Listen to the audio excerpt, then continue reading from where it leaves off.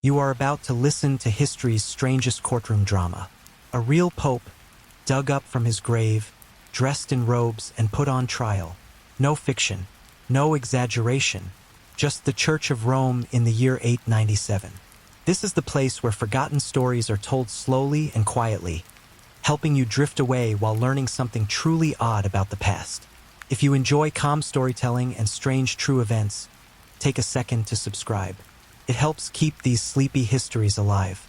Now let's begin. You imagine Rome in the late 9th century. The air smells faintly of incense and damp marble. The Tiber flows lazily through the heart of the city, swollen with spring rains. The empire has long since fallen. The church rules what remains. In this crumbling world, power is a shifting thing, traded like coin between popes, nobles, and warlords. At its center stands a corpse.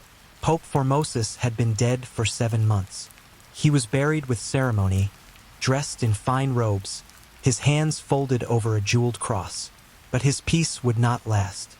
His successor, Pope Stephen VI, ordered his body dug up. The reason, like much of medieval politics, mixed revenge, fear, and superstition. Formosus, once alive, had been a restless figure. He had made enemies in both Rome and the Carolingian Empire. He had crowned the wrong kings, blessed the wrong alliances, and dared to act as if the papal throne were above local politics. It was not. In his life, Formosus had been accused of ambition, disloyalty, and treachery. In death, those accusations would not fade. They would grow louder. Stephen VI, the man now wearing the papal tiara, felt haunted by Formosus's legacy. Supporters of the dead pope still whispered in Rome's halls. Bishops who had served under him still performed Massachusetts. Rumors spread that Stephen's own election might be invalid because it had been blessed by Formosus. In medieval theology, even a dead man could cast a long shadow over authority.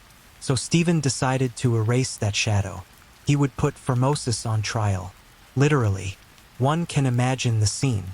Early in 897, under the vaulted ceiling of the Lateran Palace, Roman clerics and noblemen gathered. Torches sputtered. The scent of wax and decay filled the air. The corpse of Formosus, now half-rotted, was brought before them. It was dressed again in papal robes, the mitre perched awkwardly on a withered skull. Its fingers, stiff and blackened, were placed around a silver staff. A deacon was appointed to act as Formosus's defense attorney. He spoke for the dead, though he was not allowed to speak much. The charges were read aloud. They accused Formosus of coveting the papacy, of illegally transferring bishops, of perjury, and of breaking canon law. In essence, they accused him of ambition. The assembled bishops listened as the accusations echoed across the hall. The corpse said nothing. It sat upright, propped in a chair, facing its living judges. You can almost hear the scraping of a chair, the shuffle of robes, the uneasy murmurs of men realizing how absurd their duty had become.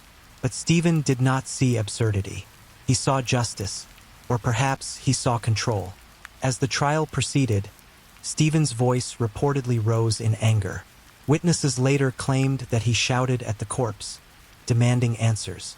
He called the dead pope a liar, a thief, an intruder on holy office. He ordered the defense deacon to reply. The poor man mumbled brief excuses, but nothing he said mattered. The verdict had already been written. Formosus was declared guilty. Then came the sentence. His papal garments were stripped away. 3 fingers of his right hand, the ones used for blessings, were cut off. His body was dragged through the streets of Rome and thrown into the Tiber. For a time, it washed up on the riverbank, swollen and pale. Fishermen crossed themselves as they saw it drift by. You might think this madness would end there. It did not. The trial, known later as the Cadaver Synod, became one of the most infamous spectacles in church history. But to understand why this grotesque event happened, you need to understand the time that made it possible. The 9th century was an age of crumbling power. The Carolingian Empire, once united under Charlemagne, was splintered among heirs who mistrusted each other. Italy was torn between northern and southern lords, each claiming divine right. The papacy itself was less a spiritual office than a prize. Noble families fought to install their candidates as pope, often with soldiers instead of prayers.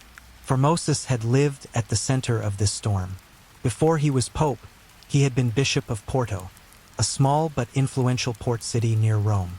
He was intelligent and ambitious, respected by some, distrusted by others. He had traveled to Bulgaria as a missionary and impressed local rulers. He had also fled Rome at least once to avoid arrest. When he finally became pope in 891, he inherited a church already fractured by politics. He crowned Emperor Arnulf of Carinthia as ruler of the Holy Roman Empire, defying rival Italian factions who supported a different claimant. When Arnulf fell ill and retreated north, Formosus was left exposed. His Roman enemies waited for his death. When it came, they saw their chance. Stephen VI, once Formosus's ally, turned on him. Whether out of fear or pressure from others, he decided that condemning the dead pope was safer than defending him. What happened next was theater disguised as justice. It was also an attempt to rewrite history by humiliating a body.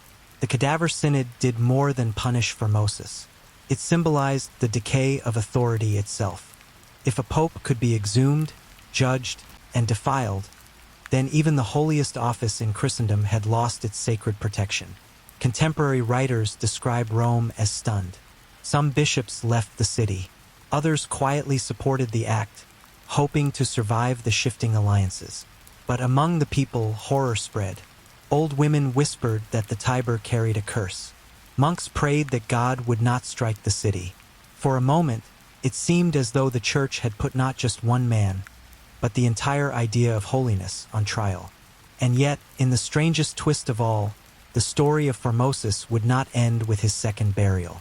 Because soon, his corpse would rise again, this time, not by divine power, but by public demand. You imagine the city of Rome a few weeks after the trial. The echoes of the Cadaver Synod still hang in the air like the smell of incense after Massachusetts. The people whisper when they pass the Lateran Palace. The clergy avoid mentioning the name Formosus. The Tiber flows slower now, as if weighed down by secrets. The body of Formosus, stripped and mutilated, had been tossed into the river after his mock trial. Fishermen claimed they saw it floating near the banks, bloated and pale. Some swore that it moved against the current. Others said that the river glowed faintly at night where the body had sunk. Rome, a city already steeped in relics and superstition, began to murmur of miracles. A few weeks later, the corpse was found washed ashore near the Isola Tiberina. Someone, no one knows exactly who, retrieved it and buried it quietly. For the ordinary people of Rome, this became a sign. They began to say that God himself had rejected the trial. The corpse of Formosus, they whispered, had returned to Rome to seek justice. Pope Stephen VI, meanwhile, felt his control slipping. The Cadaver Synod had not calmed his enemies. It had inflamed them. The nobility that once cheered his rise now turned against him. Some said he had gone mad. Others saw him as a puppet of foreign rulers. The spectacle of the dead pope's trial, meant to strengthen his position, had instead made him the subject of ridicule and fear. In the summer of 897, rebellion broke out in Rome. A faction of the clergy and citizens rose against Stephen. They stormed the Lateran Palace, imprisoned him, and later strangled him in his cell. His death was as grim as the justice he had delivered. The new pope, Romanus, annulled the Cadaver Synod. Formosus's acts as pope were restored.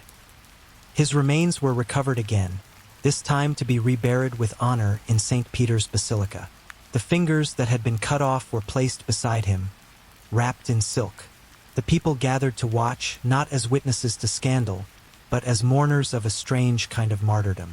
It should have ended there, but history, like the Tiber, bends in strange directions. A few years later, Pope Sergius III came to power. He had been one of Stephen's allies, a young bishop who had witnessed the Cadaver Synod. Under his rule, the church once again declared Formosus guilty. The records of the trial were revalidated, and Formosus's memory was condemned anew. You can imagine the confusion among ordinary Romans. One pope exhumed a corpse and cursed it. Another reburied it in honor. A third cursed it again. To live in this Rome was to see holiness turned into politics. Faith and power were woven together like two threads in the same shroud. But beyond the absurdity lay a deeper story about fear.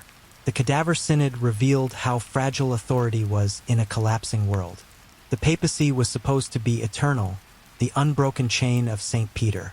Yet, in the 9th century, it was a prize passed between warring factions. Each pope's legitimacy rested not on divine favor, but on who controlled the city that week. The chaos of the times shaped the church's every move. Bands of mercenaries roamed Italy.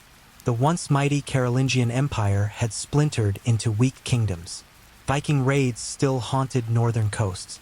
Saracen raiders prowled the Mediterranean. The papacy, caught between these forces, clung to relevance through ritual and spectacle. The Cadaver Synod was not only an act of madness, but also an act of survival. Stephen VI had tried to erase the authority of a rival to make his own seem real. In doing so, he revealed how unreal it had become. You can picture Rome's bishops, weary and uncertain, gathering again years later under Pope Sergius III. They reopened the books, re-examined the old decrees, and reissued condemnations as if history could be rewritten by repetition. Yet the people no longer cared. To them, the dead pope had become a symbol of the church's corruption and of divine mystery. In monasteries far from Rome, monks copied stories about the trial with disbelief. Chroniclers wrote that the earth trembled when Formosus's corpse was dragged through the streets. One account claimed that the river overflowed its banks after the Cadaver Synod, flooding the city as a sign of divine anger. Another said that fishermen refused to eat their catch from the Tiber for years afterward, fearing the Pope's ghost still wandered the water. Even in distant lands, the legend spread. To the Franks and Germans, it became a tale of Roman decadence. To the Byzantines, it was proof of Western instability. The Eastern Church looked upon the event with both horror and fascination. Centuries later, Orthodox writers would still cite the Cadaver Synod as evidence that the Latin Church had lost its sanity. And yet, within Rome itself, the memory faded slowly. The Lateran Palace, where the trial had taken place, was rebuilt. The chairs, the robes, the documents, most were lost or burned. Only fragments remain. But the story survived in whispers, copied from monk to monk, until it became part of the strange folklore of papal history. You can almost hear a Roman mother telling the story to her child centuries later. She would lower her voice and say, "Once, they put a dead man on trial. Once, even a pope was not safe from his enemies." There is something unsettling about how calmly history can forget such madness. The same church that had dragged a corpse through its courts went on to crown emperors, build cathedrals, and write theology that shaped Europe. Over time, the event was treated as a footnote, a curiosity, a dark embarrassment in an age already filled with strange contradictions. But for those who lived through it, the Cadaver Synod was more than absurdity. It was a warning. It showed how fragile faith could become when it was bound to politics. It showed how the fear of illegitimacy could drive men to desecrate the very symbols of holiness they claimed to defend. And it showed, perhaps most of all, how power can corrupt even the dead. Centuries later, historians would argue about Stephen's motives. Some said he acted under pressure from the Spolitan faction, a powerful family that wanted to discredit Formosus's allies. Others said Stephen suffered from madness, driven by guilt or paranoia. But the truth may be simpler. In a world where kings rose and fell with papal blessings, Stephen may have believed that destroying Formosus's memory was the only way to protect his own. The irony is that the more they tried to erase Formosus, the more famous he became. You can walk through St. Peter's Basilica today and not find his name among the honored tombs. His remains were lost again over the centuries, likely disturbed by later renovations. But the story of his trial endures, carried by historians and storytellers. It endures because it touches something timeless in human behavior, the desperate need to control a narrative, even when the audience is gone. As the 9th century ended, Rome settled into uneasy calm. The papacy remained unstable for another century, passing through the hands of nobles, soldiers, and even a few teenagers. The church would reform itself again and again, but the shadow of the Cadaver Synod lingered. Every age has its absurdities. This one simply placed them before an altar. You imagine the Rome of the 10th century quieter now. The torches still burn in the basilicas, but the fury has cooled. A century has passed since the Cadaver Synod. The memory of a pope's corpse on trial has faded into a half-whispered legend, something told by monks to new initiates when the night grows long. Yet history does not bury its own shame so easily. The trial of Pope Formosus remains one of those events that feels almost impossible. The idea that powerful men once stood before a rotting body arguing theology seems absurd. And yet it happened. The Cadaver Synod was not an isolated madness but a reflection of a pattern that stretched through centuries. Power breeds insecurity. Insecurity breeds theater. When Pope Stephen VI dragged Formosus from the grave, he was not inventing a new kind of trial. He was repeating a cycle that ran deep in medieval thought. The belief that authority must be purified by ritual, even if it meant violence. You can see it in the purges of bishops, the public penances of kings, the burning of heretics. The dead pope was not a mistake. He was a symbol. But symbols change meaning over time. In the years that followed, Formosus's reputation shifted. Monks began to copy his letters again. Clerics in Germany and France cited his decrees. Some even called him a martyr of papal independence. To them, he represented a pope who dared to act beyond local politics, who believed the papacy stood above the chaos of kingdoms. In that idea lies the strange power of history's forgotten figures.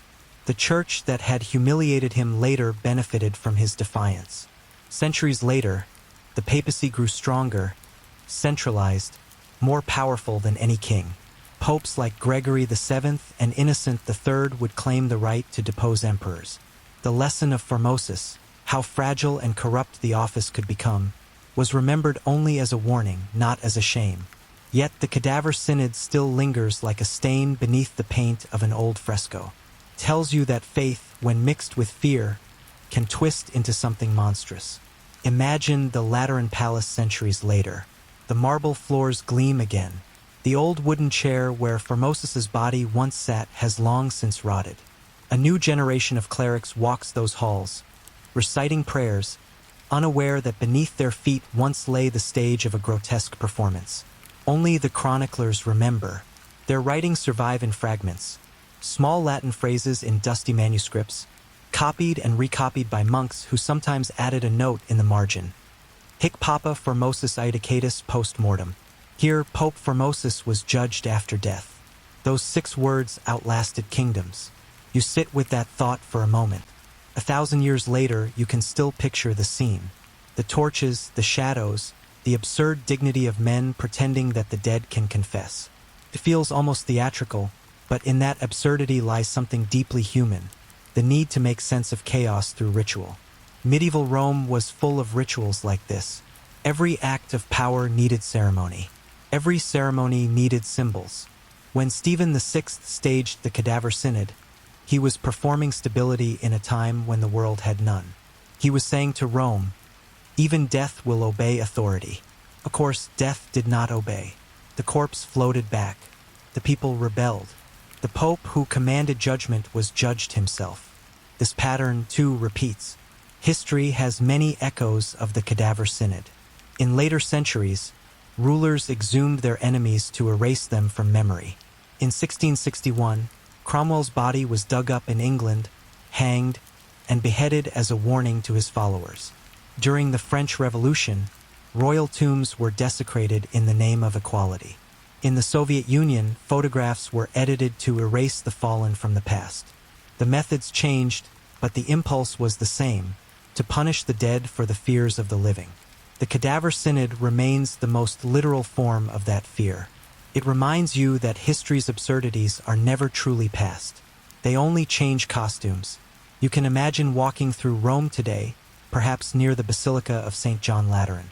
Tourists take photos. Children feed pigeons. Few know that somewhere beneath their feet, in the crypts or the earth, lies the ground where a pope once shouted at a corpse. The city carries its past like a palimpsest, each age writing over the last, yet never fully erasing it. There is something strangely peaceful in that thought. History, no matter how violent, always sinks into quiet. The shouts fade, the rivers run on, the marble cracks, but the stories remain, like faint inscriptions on stone, waiting for someone curious enough to look closer. If you listen long enough, you can still hear the echoes. You hear the sound of the trial beginning, the slow chant of clerics, the scrape of wooden benches, the tremor in the voice of the deacon forced to defend the dead. You hear Stephen's anger, the audience's unease, and somewhere in the distance, the calm flow of the Tiber. You realize the strangest part of this story is not the trial itself, but the world that made it feel necessary. The church of the 9th century lived in fear of disorder. The empire had fallen. The world was full of small kings and sudden wars. To keep control, even spiritual power needed spectacle. The Cadaver Synod was the church's way of saying, we still decide what is sacred, even if we must lift the dead to prove it. It is hard to know how much Stephen believed in what he did. Some chroniclers described him as unbalanced, tormented by visions. Others wrote that he acted under orders, a pawn in noble feuds. But the act itself transcended his motives. It became a mirror showing how fear shapes power. You wonder if, in his final days, Stephen thought about the corpse. When he lay in prison, hearing the crowd gather outside, did he remember the moment he raised his hand to condemn a dead man? Did he realize that the same hand would soon be bound by rope? The sources are silent, but his death, quiet and humiliating, completed the circle. The judge became the judged. For centuries after, the church avoided mentioning the Cadaver Synod. When it did appear in official chronicles, it was softened, treated as an error of human weakness. But among scholars and skeptics, it became proof that even holy institutions can lose their mind in pursuit of control. Today, historians study it not as a spectacle but as a window into the medieval mind, a world where divine order and political chaos existed side by side. The Cadaver Synod reminds us that logic and faith rarely walked together in those years. To the medieval world, justice was not about evidence but about symbolism. A corpse could stand trial because the church believed its soul still answered to authority. In that belief lies a strange kind of honesty. The men who tried Formosus did not hide behind reason. They lived in a world where the unseen ruled everything. Their trial was both madness and faith, cruelty and conviction. You may find that idea unsettling, yet also revealing. The further you look into history, the more you find that the line between belief and delusion is very thin. The Cadaver Synod is, in the end, not just the story of one dead pope. It is the story of what happens when fear and faith mix unchecked. It is about the human tendency to demand order from chaos, even if that order must be built on absurdity. The story ends quietly there. But the question remains, gentle and unresolved, echoing across the centuries. When power fears memory, what else will it put on trial? The king who sold his soul for a crown. You imagine a dark night in the year 1239. The wind moves across the stones of an unfinished cathedral somewhere in Central Europe. A candle flickers in a room above a royal chapel. Inside sits a man who was both king and prisoner of his own ambition, Emperor Frederick II, ruler of the Holy Roman Empire. He was a man of contradictions. Scholars called him Stupor Mundi, the wonder of the world. His enemies called him Antichrist. Born in Sicily, raised among Muslims, crowned by popes, and excommunicated more than once, Frederick was a ruler who defied every expectation of his age. He spoke 6 languages, debated theology, studied medicine, and kept falcons instead of saints as companions. To his followers, he was a genius. To the church, he was a danger too clever to control. But in the year 1239, Frederick's empire was crumbling. He had fought with the papacy for decades. His armies marched against popes, bishops, and rebels who claimed to defend God's will. He had been excommunicated twice, cursed from every pulpit in Christendom. His name was read aloud in churches not as a blessing but as a warning. In that fragile twilight of power, rumors began to spread. They said the emperor had made a bargain. Some whispered that in the lonely nights of his wars, He had met a strange man cloaked in black. Others said he had spoken to no man at all but to something else, something that answered only to pride.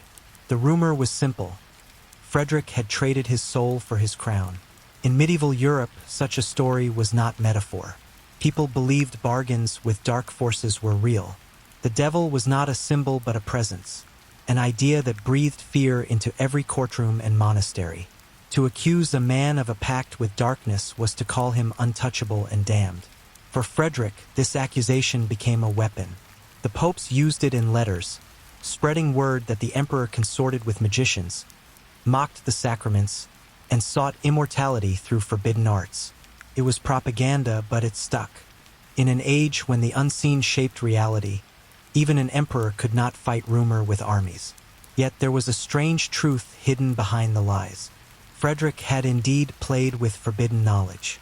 His court in Palermo was unlike any other in medieval Europe. There, Christian monks debated with Muslim astronomers. Jewish physicians discussed Greek philosophy. Alchemists worked beside poets. Frederick encouraged it all. He collected manuscripts in Arabic and Latin, ordered dissections of animals to study anatomy, and demanded that every scholar in his service record what they learned. To the church, this was blasphemy. To Frederick, it was curiosity. But curiosity can look like heresy when it threatens power. You can picture the emperor late at night in his Sicilian palace. The torches burn low. A parchment lies open before him, a treatise on optics translated from Arabic. Outside, the Mediterranean hums with waves. His advisors warn him that Rome plots his ruin. Yet he keeps reading, searching for something, perhaps a way to understand the world beyond the reach of priests. This hunger for knowledge became his greatest strength and his greatest sin. He issued laws that limited the power of bishops. He demanded that all legal cases be judged by evidence, not by ordeal. He reformed taxes, standardized weights, and built schools. He even ordered that birds be studied to understand flight. His court became the center of learning in Europe, and still he could not escape the shadow of the bargain. When Pope Gregory IX excommunicated him for the second time, he called Frederick a beast rising from the sea. The words came from the Book of Revelation. The implication was clear. Frederick was not just an enemy of the church. He was a sign of the end times. Frederick replied with letters of his own. In one, he accused the Pope of hypocrisy and greed. In another, he asked a simple question: if God gave man reason, should he not use it? That question terrified Rome more than any army. It was said that when Gregory died, his successor, Innocent IV, continued the campaign. The church declared a crusade not against Muslims or pagans, but against Frederick himself. Christian knights were told they could win salvation by fighting their emperor. In response, Frederick laughed. He gathered his falcons, mounted his horse, and rode to war. His soldiers followed him through dust and famine, convinced that no man could be both cursed and blessed with such brilliance. Yet beneath the laughter, Frederick began to feel the cost of his defiance. His allies betrayed him. His sons rebelled. His own cities turned against him under papal pressure. And the rumors grew stronger. Some claimed he never slept, that he walked the halls of his palace at night whispering to unseen things. Others said he had built a tower in the desert where he spoke to demons about the stars. Even his friends began to wonder whether the man they served was entirely mortal. Frederick ignored them. He wrote essays on the habits of falcons, argued with priests about creation, and continued to rule as if eternity belonged to him. But power is not eternal. In 1250, after years of war and exile, he fell ill. Fever burned through him. His empire was cracking apart. The chronicles say that on the night before he died, he called for his astrologer. The man stood beside his bed, trembling. Frederick asked if the stars had lied to him. The astrologer said nothing. Then, slowly, Frederick removed the crown from his head and placed it beside him. He asked for a black robe and confessed his sins to a priest. His voice was calm. He said, "I know I have been called the Antichrist. If that is so, may God judge me quickly." The next morning he was dead. But even death did not silence the rumors. Some said he had not died at all. that he had retreated to a hidden mountain and would return one day to rule again. Others said his soul was trapped in purgatory, bargaining still. His tomb in Palermo became a place of uneasy silence. The marble was carved with lions, falcons, and stars, the symbols of his restless mind. Pilgrims visited in secret. Some prayed for him. Others whispered that his body never decayed. To the church, Frederick remained a warning. To scholars, he became a legend, a man who sought truth too far beyond his time. You think of him sitting alone in that candlelit room, centuries ago, surrounded by books and falcons, the air heavy with incense and dust. His enemies calling him heretic, his friends calling him genius. Somewhere between those words lies the truth. Frederick was a man who believed knowledge was power, and power was worth any price, even a soul. The question that lingers, quiet but insistent, is simple. If you could rule the world by knowing its secrets, how much of yourself would you trade? You imagine the empire stretched across a map. The lands of Frederick too shimmer like a patchwork of languages and loyalties. From the snowy Alps to the deserts of Sicily, the Holy Roman Empire is vast but brittle. Every city has its own laws, every noble his own pride. To hold this world together, Frederick needs more than armies. He needs belief, but belief is exactly what he has lost. In the year 1239, his enemies speak more often from pulpits than from fortresses. The Pope in Rome calls him the pest of Christendom. His excommunication is read aloud in every church from Paris to Prague. Each priest warns that obedience to the emperor is obedience to Satan. Even his allies begin to fear divine punishment. Frederick replies not with prayers, but with words sharper than swords. He writes to every king in Europe, accusing the Pope of corruption and tyranny. He calls the papacy a dragon with two tongues. His letters are copied by monks who do not dare read them aloud. For the first time in history, Europe witnesses a propaganda war between heaven and earth. The emperor rides across Italy, not as a conqueror, but as a man surrounded by ghosts. The crusade against him gathers strength. Knights who once fought Saracens now march under the cross to fight their own emperor. They carry banners painted with angels trampling serpents. To them, Frederick is the serpent. You can see him standing before his tent near Parma. The air smells of dust and iron. His falcon perches on his arm. He watches his soldiers repair the siege engines. Around him, his advisors argue. Some urge peace. Others whisper that Rome must burn. Frederick listens, silent. Then he says, "They believe God is on their side. So do I. The difference is, I have seen the world God made." The words hang in the air. They reveal more than defiance. They reveal a man who has begun to replace faith with understanding. To his critics, this is heresy. To Frederick, it is clarity. He orders his scholars to continue their experiments even as the war rages. In Palermo, they dissect animals, test air pressure, and study eclipses.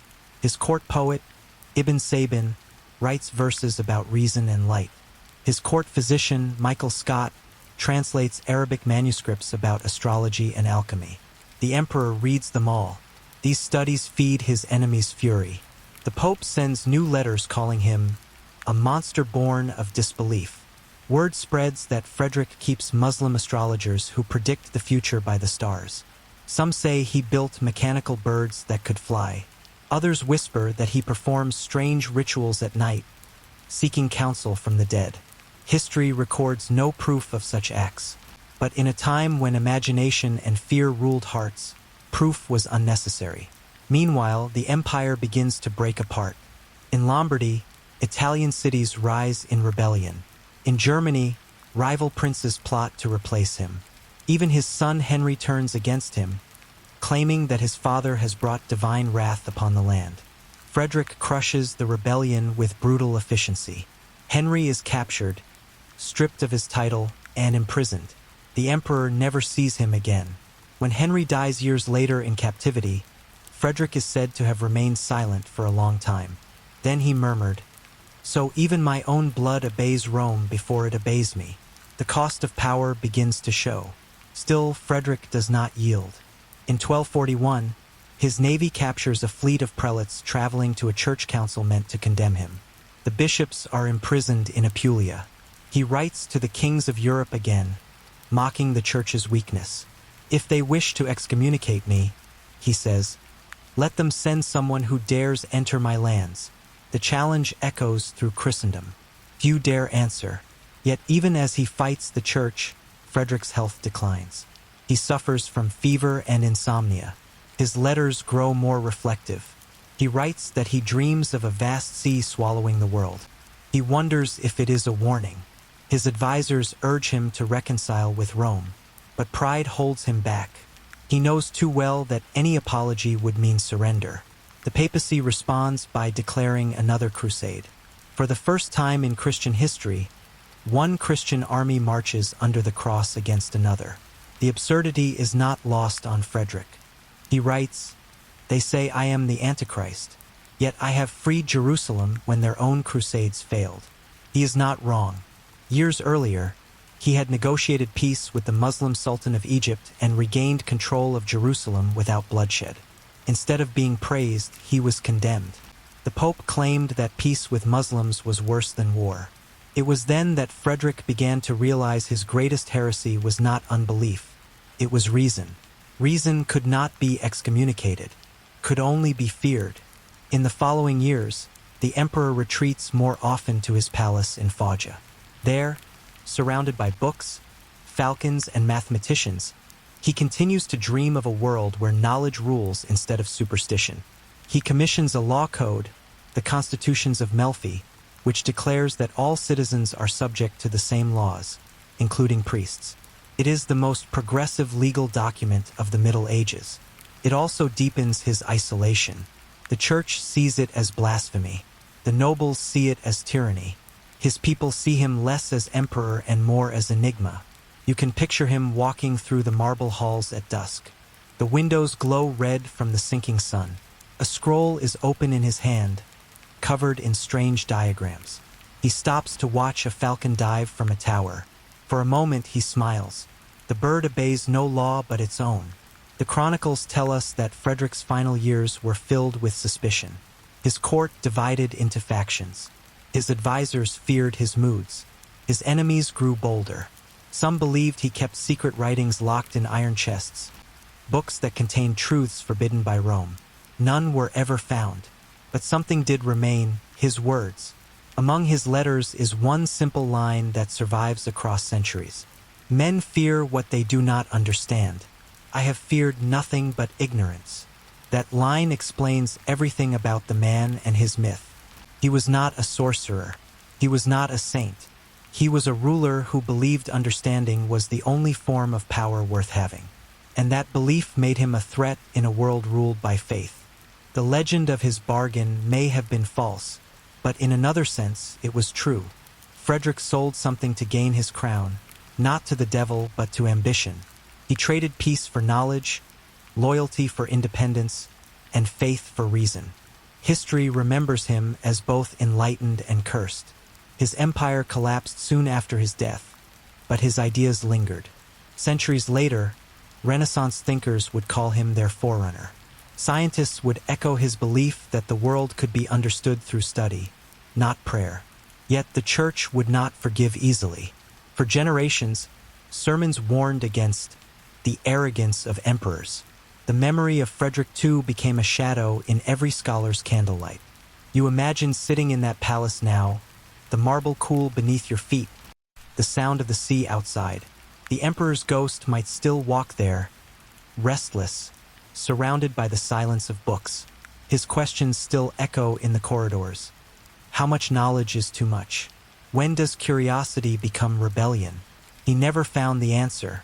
Perhaps no one ever has. The chronicles say that when Frederick died, his crown was placed on his coffin, tilted slightly as if uncertain who should wear it next. His falcons were released. You imagine a cold morning in southern Italy, December 1250. The imperial palace at Castel Fiorentino stands silent under gray skies.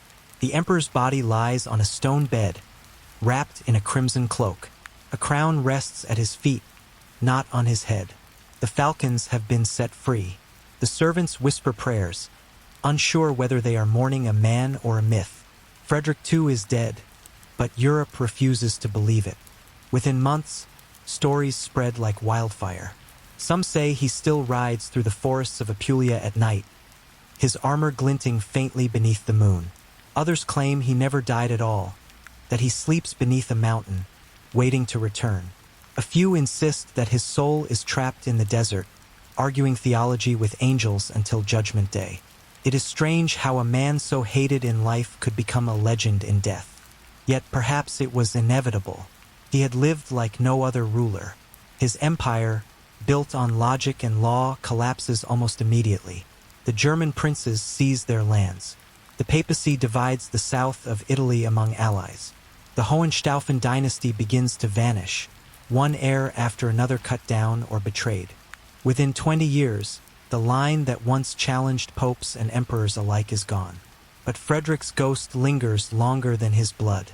You can trace it in the margins of old manuscripts, where monks scribbled fearful notes.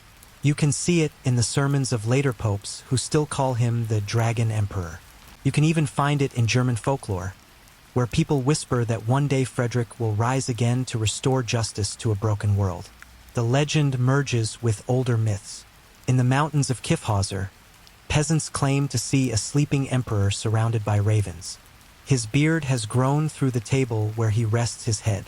When the ravens stop circling, he will awaken. At first, people thought they meant Charlemagne.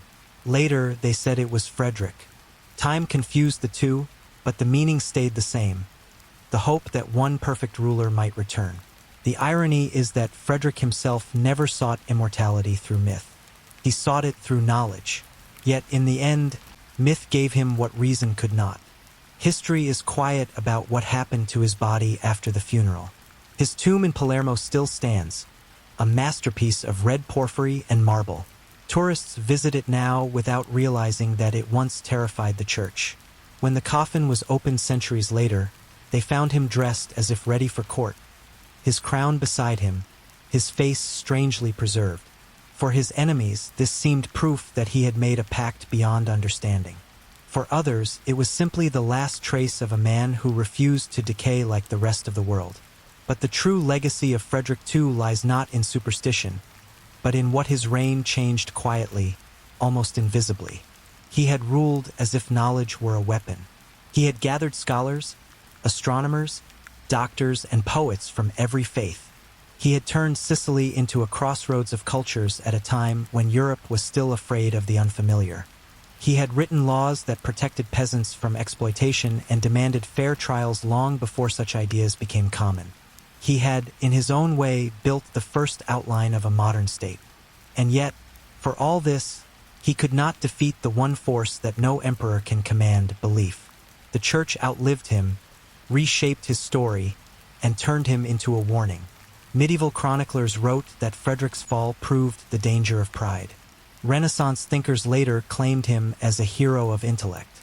Each age used him to reflect its own fears and hopes. You can picture a monk in the 14th century copying a chronicle by candlelight. He hesitates before writing the emperor's name. The wax drips. He crosses himself. Then he writes it anyway. The name carries weight, like a stone dropped into still water. Even writing it feels like summoning something that should stay asleep. And maybe that is the point. Frederick II's story reminds you that history is never about saints or monsters. It is about people who tried to shape the world and paid the price. When the popes condemned him, they called him Antichrist.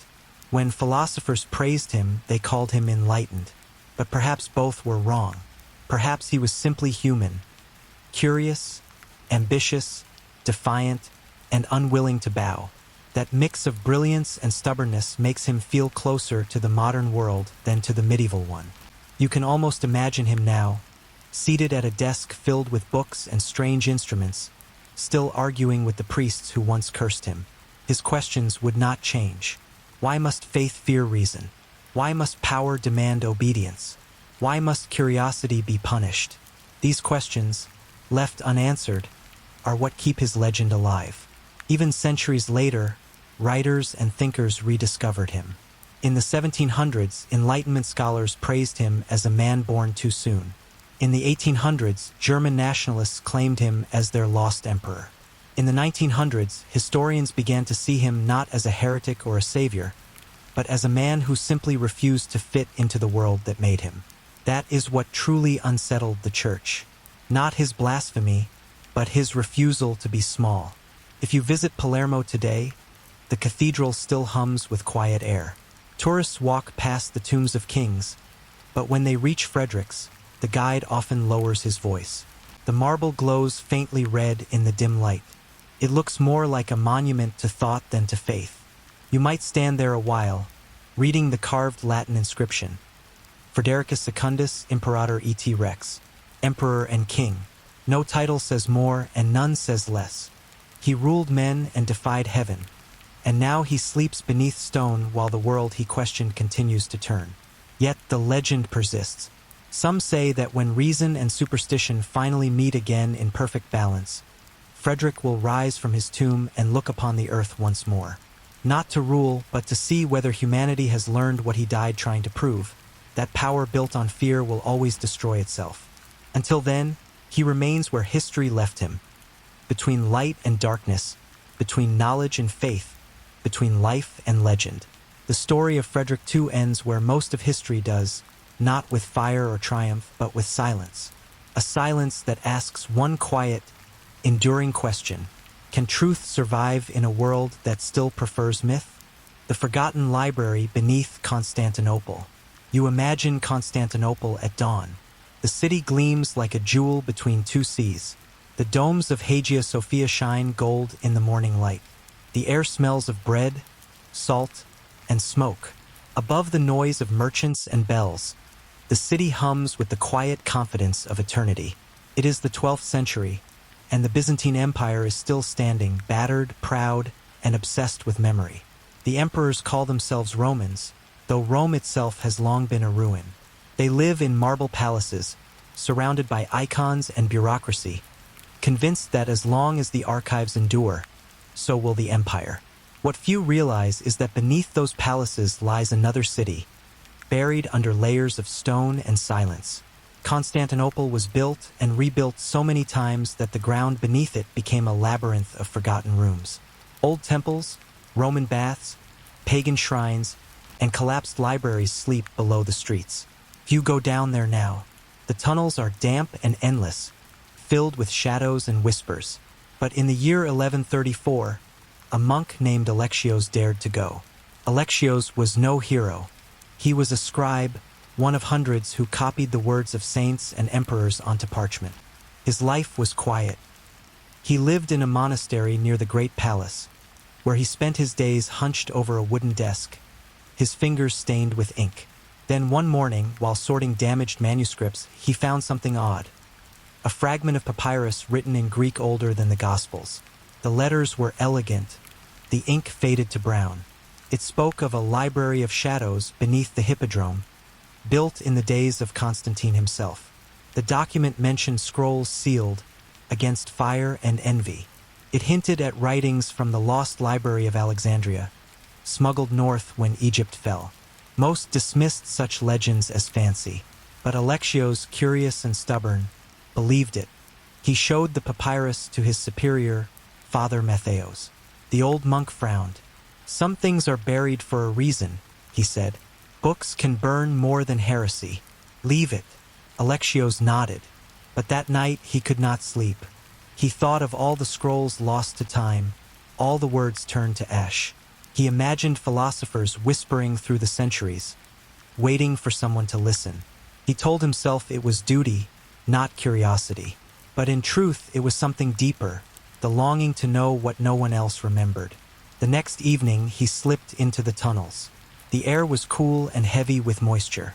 He carried a small oil lamp and a knife. Rats scattered as he walked. The walls glistened with salt. He moved through narrow corridors built when the city was young. Mosaics peeked from the dust. Faces of forgotten emperors, saints, and perhaps gods no one dared name anymore. After an hour of searching, he found a sealed archway beneath the hippodrome.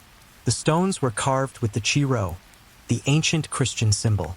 Beneath it, a faint inscription read, Here lie the words that outlived fire. Alexios trembled. He pressed his hand against the stone. It shifted slightly. Behind it, he heard a hollow echo. He set down his lamp, wedged his knife between the stones, and began to pry. The dust stung his eyes. When the wall finally gave way, a breath of stale air swept over him. He raised the lamp and stepped inside. What he saw was not grandeur but decay. The chamber was large, its ceiling supported by cracked columns. Shelves lined the walls, though most had collapsed. Fragments of scrolls and parchment littered the floor, layered like autumn leaves. The air smelled of mold and ashes, yet some scrolls remained intact, sealed in jars of wax and glass. Their labels were written in Greek, Latin, and something older still. Alexios felt a thrill he could not describe. He had found it, the lost archive of emperors. He began to read the nearest scroll. It was a copy of Herodotus, though written in a dialect no one in his monastery used. Another bore the name Hypatia, the Alexandrian philosopher whose works had supposedly perished centuries earlier. A third carried no name but described machines that used steam to move metal arms. Alexios realized that he was holding pieces of a world that history had sworn was gone. Hours passed. He forgot time. The lamp burned low. He took careful notes on what he saw, intending to return and report it properly. But then he heard footsteps.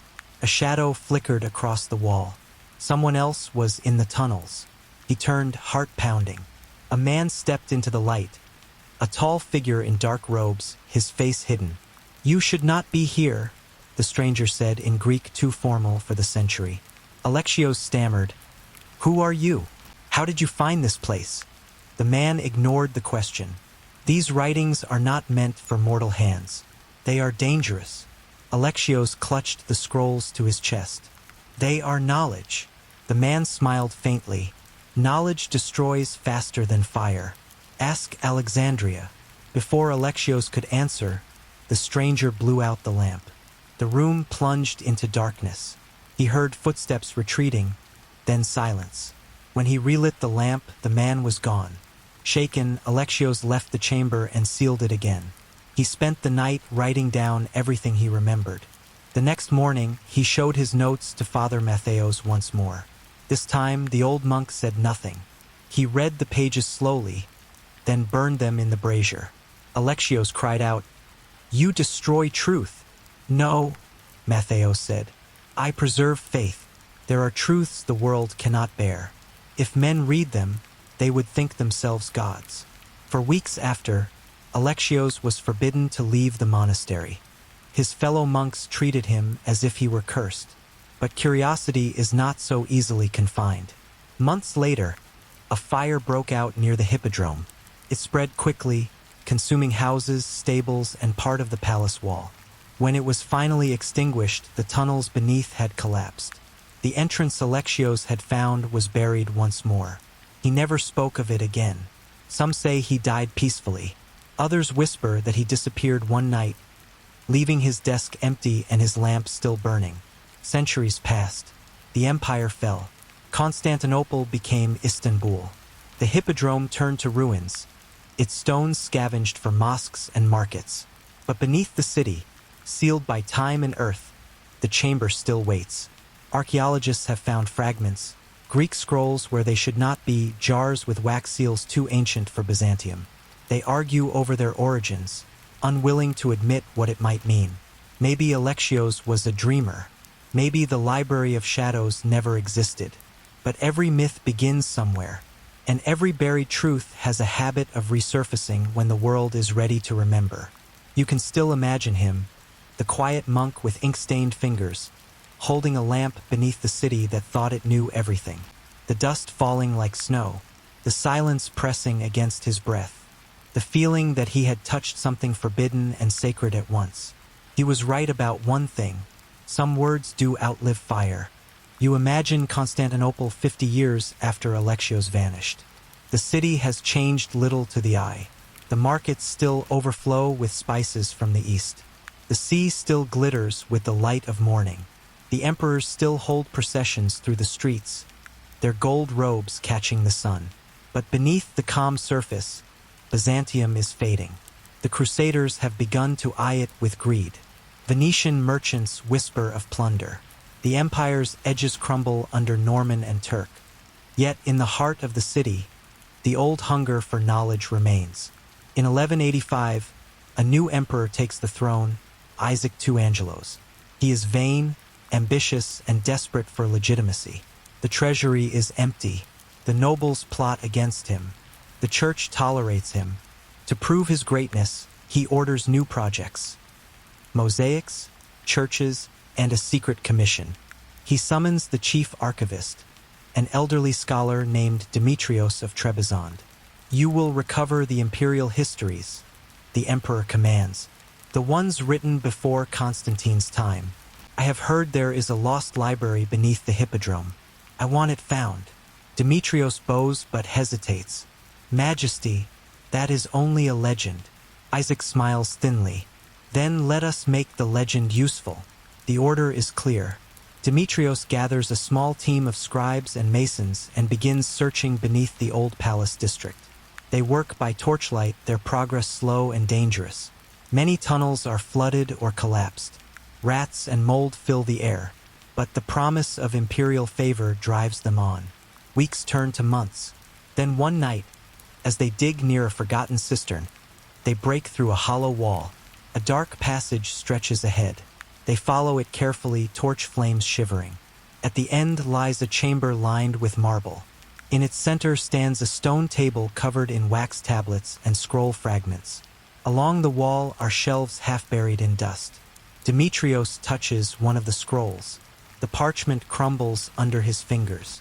But beneath it, sealed in jars, he finds dozens of others, still intact. The labels are strange: Chronicle of the Lost Emperors, Annals of the Fire before Rome, Letters from Alexandria to Byzantium. He realizes they have found something far older than he expected. He orders the jars carried back to the surface with great care. But before he leaves, he notices one more thing: a stone door set in the far wall, carved with the Chiro and a faint inscription in Latin: Verba servanda donec tempus vocit. Words kept until time calls. He does not open it. He senses it is not meant to be touched. When the emperor sees the recovered scrolls, his eyes fill with greed. He asks Demetrios to translate them in secret. "We will not tell the patriarch," Isaac says. "If these histories speak of ancient glory, they will prove my reign is destined." Demetrios obeys, but what he finds disturbs him. The texts are not imperial propaganda. They are records of heresies, hidden knowledge, and banned experiments. One scroll describes early Christian sects that worshipped light instead of the cross. Another tells of machines that stored words using mirrors and oil. A third, written in Greek mixed with Egyptian, speaks of a device that can read the stars and hear the voice of God through glass. To a 12th century mind, such ideas are madness. Yet the precision of the writing convinces Demetrios that these are no fables. They are testimonies from scholars who saw the empire not as divine order, but as a prison for truth. He grows afraid. When he reports the translations to Isaac, the emperor becomes fascinated. "If these writings are real," he says, "then the wisdom of the ancients surpasses even Rome's." "Majesty," Demetrios warns, "some of this knowledge was hidden for a reason. It questions everything: God, power, even the soul." Isaac laughs. "Then let us read faster, before the priests find out." The work continues in secrecy, but word travels fast in Constantinople. Within weeks, whispers reach the patriarch's palace. The church begins to suspect that the emperor has unearthed forbidden texts. Archbishop Nicetas visits Isaac in private. "Sire, it is said you study books that speak against God. You know the danger of curiosity." Isaac replies coldly, "Only a fool fears the truth." The archbishop lowers his eyes. "And only pride leads good men to ruin." Soon after, a fire breaks out in the archive. The cause is never known. Many scrolls burn, but not all. Demetrios hides a few in clay jars and buries them near the cistern tunnels. He knows the emperor will not protect him if the church demands punishment. The next month, Isaac is overthrown in a coup. The palace is sacked. The surviving scrolls vanish into chaos. For a while, the story of the library beneath the hippodrome fades again into rumor. But some say that a few of Demetrios's hidden jars survive. Centuries later, fragments of parchment are found under a Turkish house near the old palace walls.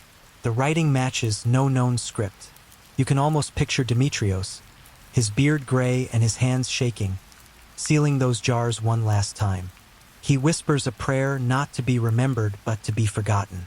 He knows that the empire values silence more than truth. Byzantium endures for another 2 centuries, its scholars still copying and censoring, still protecting what they cannot understand. The emperors keep ruling by ritual, as if ceremony could replace wisdom. Yet the city grows older, heavier with secrets buried under each new foundation. And somewhere below it all, the chamber Alexios found still waits, untouched, silent, sealed with dust and fear. History moves on above it. Crusades, sieges, emperors, and invaders. The city burns and is rebuilt. The archives shift from Greek to Latin, from parchment to stone, but the earth remembers what men forget. When the Fourth Crusade finally arrives in 1204, Constantinople falls. The invaders loot the churches, melt the icons, and tear the gold from altars. Drunken soldiers ride horses into Hagia Sophia. The city's libraries burn for 3 days, yet not everything burns. In the chaos, a few Latin clerks discover the lower tunnels. One of them, Brother Hugo of St. Denis, records in his diary that he saw vaults filled with Greek writings and strange instruments of brass. He writes that the soldiers ignored them, choosing jewels instead. His entry ends with the line, "The treasure was not gold but thought, and thought was trampled." No one knows what became of Brother Hugo's diary. Only fragments survive, found centuries later in a monastery in Lyon. You wonder how many truths have been buried this way, lost not by accident but by decision. How many empires chose silence over understanding. Constantinople eventually rebuilds itself as Istanbul, layer upon layer, until its past becomes a riddle only stone can answer. Archaeologists still find tunnels that lead nowhere, carved long before the Ottomans, sometimes ending in sealed walls. The air in those places smells of dust older than memory. And beneath it all, the library still breathes quietly, waiting for the day when someone brave or foolish will unseal it again. You imagine the city centuries later. The year is 1453. The empire that once ruled from Spain to Syria now fits inside a single city, surrounded by Ottoman cannons and fear. Constantinople, the last ember of Rome, flickers under a black sky. The streets are silent except for the rumble of distant bombardment. The ground trembles as stone walls crumble near the Golden Gate. The people pray in Hagia Sophia, their voices echoing under the Great Dome. Priests chant, soldiers sharpen swords, and scholars carry manuscripts to the sea, hoping to save them by ship. But under the chaos, deep below the hippodrome, the forgotten tunnels remain untouched. The earth does not hear the cannon fire. It only remembers the sound of dripping water and the slow breath of time. In one of those tunnels, an old man works by lamplight. His name is Manuel Paleologos, a minor scholar and distant cousin to the emperor. He has no soldiers, no power, and no illusions of saving the city. But he has a key. He found it years earlier while cataloging relics in the palace vaults. A rusted bronze key labeled simply Scriptorium. No one could tell him what it opened. Then, while reading an old document by Demetrios of Trebizond, he recognized a phrase, verba servanda donec tempus vocit, words kept until time calls. He remembered the rumors of a hidden library beneath the hippodrome. Now, as the city dies above him, he decides that time has called. He carries a torch and a leather satchel filled with bread, water, and ink. He follows half-collapsed passages, their walls scarred by centuries of fire and flood. His torchlight catches glimpses of mosaics and Latin inscriptions half devoured by salt. The air grows colder the deeper he goes. After hours of searching, he finds the door, the same one Demetrios saw 300 years earlier. The bronze key fits. He turns it. The lock groans. The door opens. The chamber beyond is vast, round, and strangely dry. Its ceiling is supported by marble columns carved with vines and birds. Along the walls stand shelves sealed with wax jars, copper boxes, and stone tablets. At the center sits a pedestal with a single codex resting on it. Manuel approaches slowly. The codex is bound in black leather, unmarked. He opens it. The pages are thick and yellow, the ink still clear. The first line, written in Greek, reads, "To the one who finds this, know that the empire ends not with fire, but with forgetting." The handwriting is careful, almost too steady. Continues, "We gathered here the writings of those who thought too deeply. Some dreamed of machines that could speak, others of worlds beyond ours. We preserved them so that truth might survive kings. But truth has a cost. To read is to be changed." Manuel reads for hours. The texts speak of early astronomers who believed the Earth moved around the sun, long before Copernicus.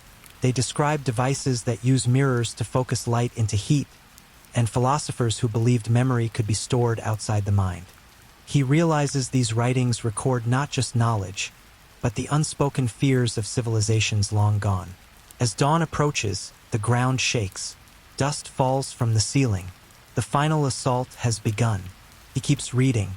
The last page of the codex bears a signature, Alexios, the same monk who discovered the library centuries earlier. The text ends with a single question. If men must choose between faith and memory, which will they bury? The candle flickers. Manuel looks up. For the first time, he hears distant thunder. It is not thunder. It is cannon fire. He closes the codex gently and slips it into his satchel. He knows he cannot carry everything, but one book might be enough. He seals the chamber again, turning the key until it clicks. Then he hides it among the stones. When he climbs to the surface, the city is burning. By noon, the Ottoman armies break through the walls.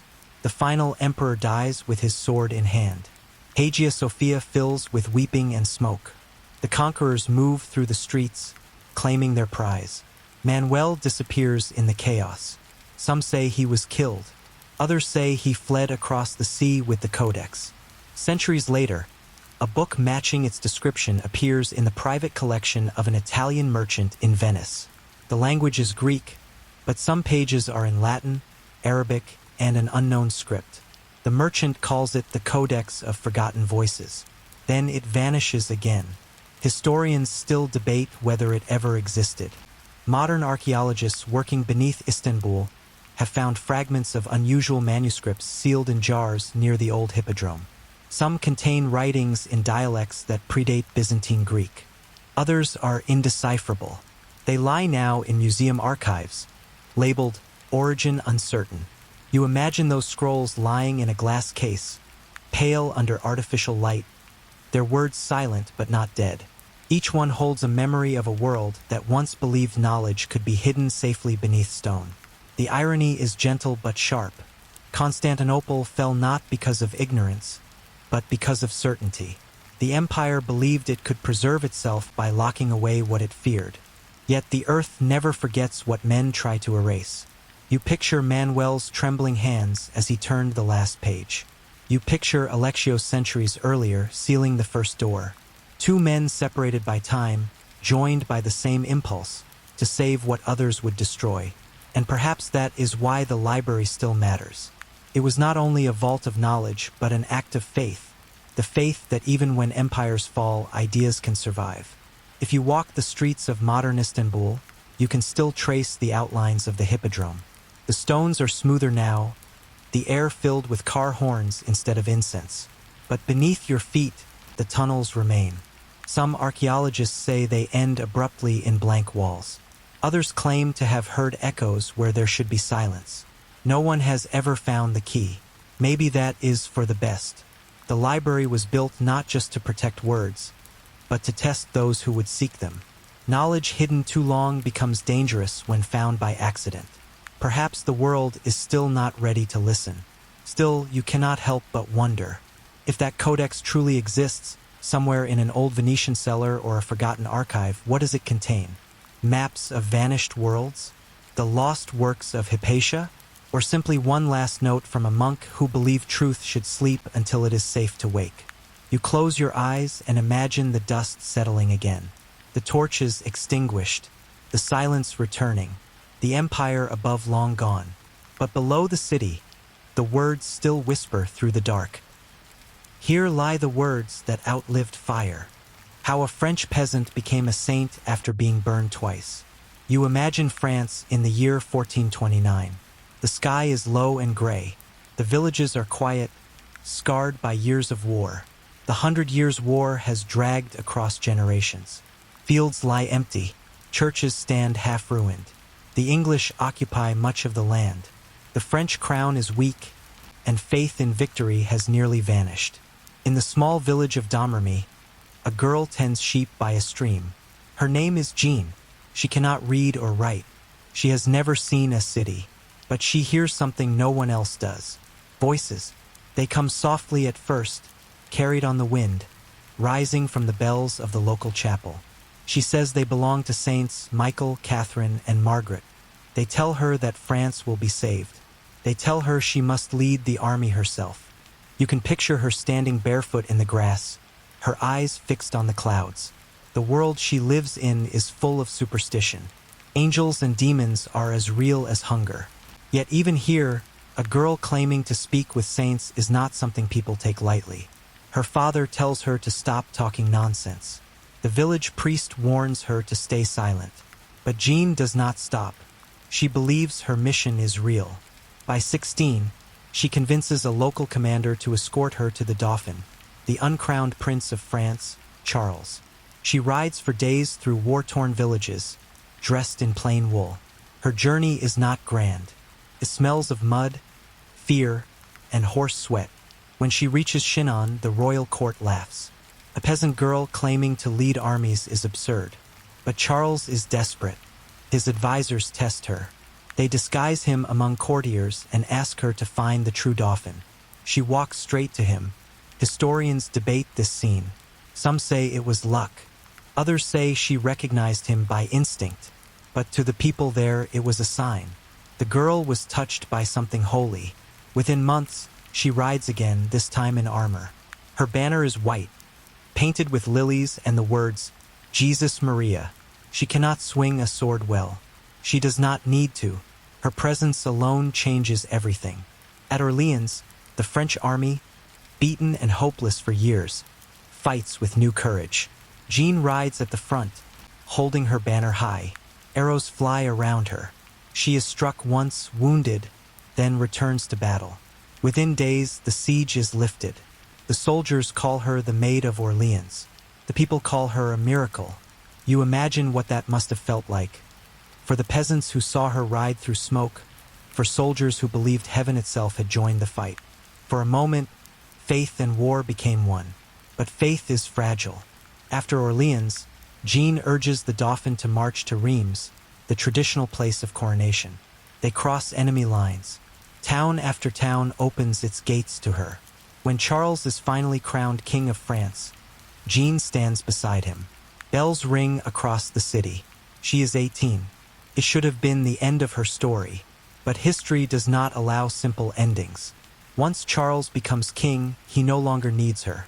His advisors fear her growing influence. The church grows uneasy with her claims of hearing divine voices. The same clergy who blessed her now whisper that she might be possessed. Then, in 1430, during a minor battle near Compiègne, Jean is captured by Burgundian soldiers allied with the English. They sell her for money. The price of France's savior is 10,000 livres. The English do not kill her immediately. They prefer trials to swords. A dead soldier is forgotten. A condemned heretic is remembered forever. Jean is taken to Rouen. Her prison is cold and damp. Chains bind her hands and feet. She sleeps on straw. Outside, English guards mock her. They call her witch, devil's bride, and worse. But the real trial happens in a room filled with men in robes. Bishop Pierre Cauchon leads the interrogation. He is clever, political, and determined to please his English masters. The trial is not about her soul. It is about power. If Jean is a heretic, then her victories were not from God. They were tricks.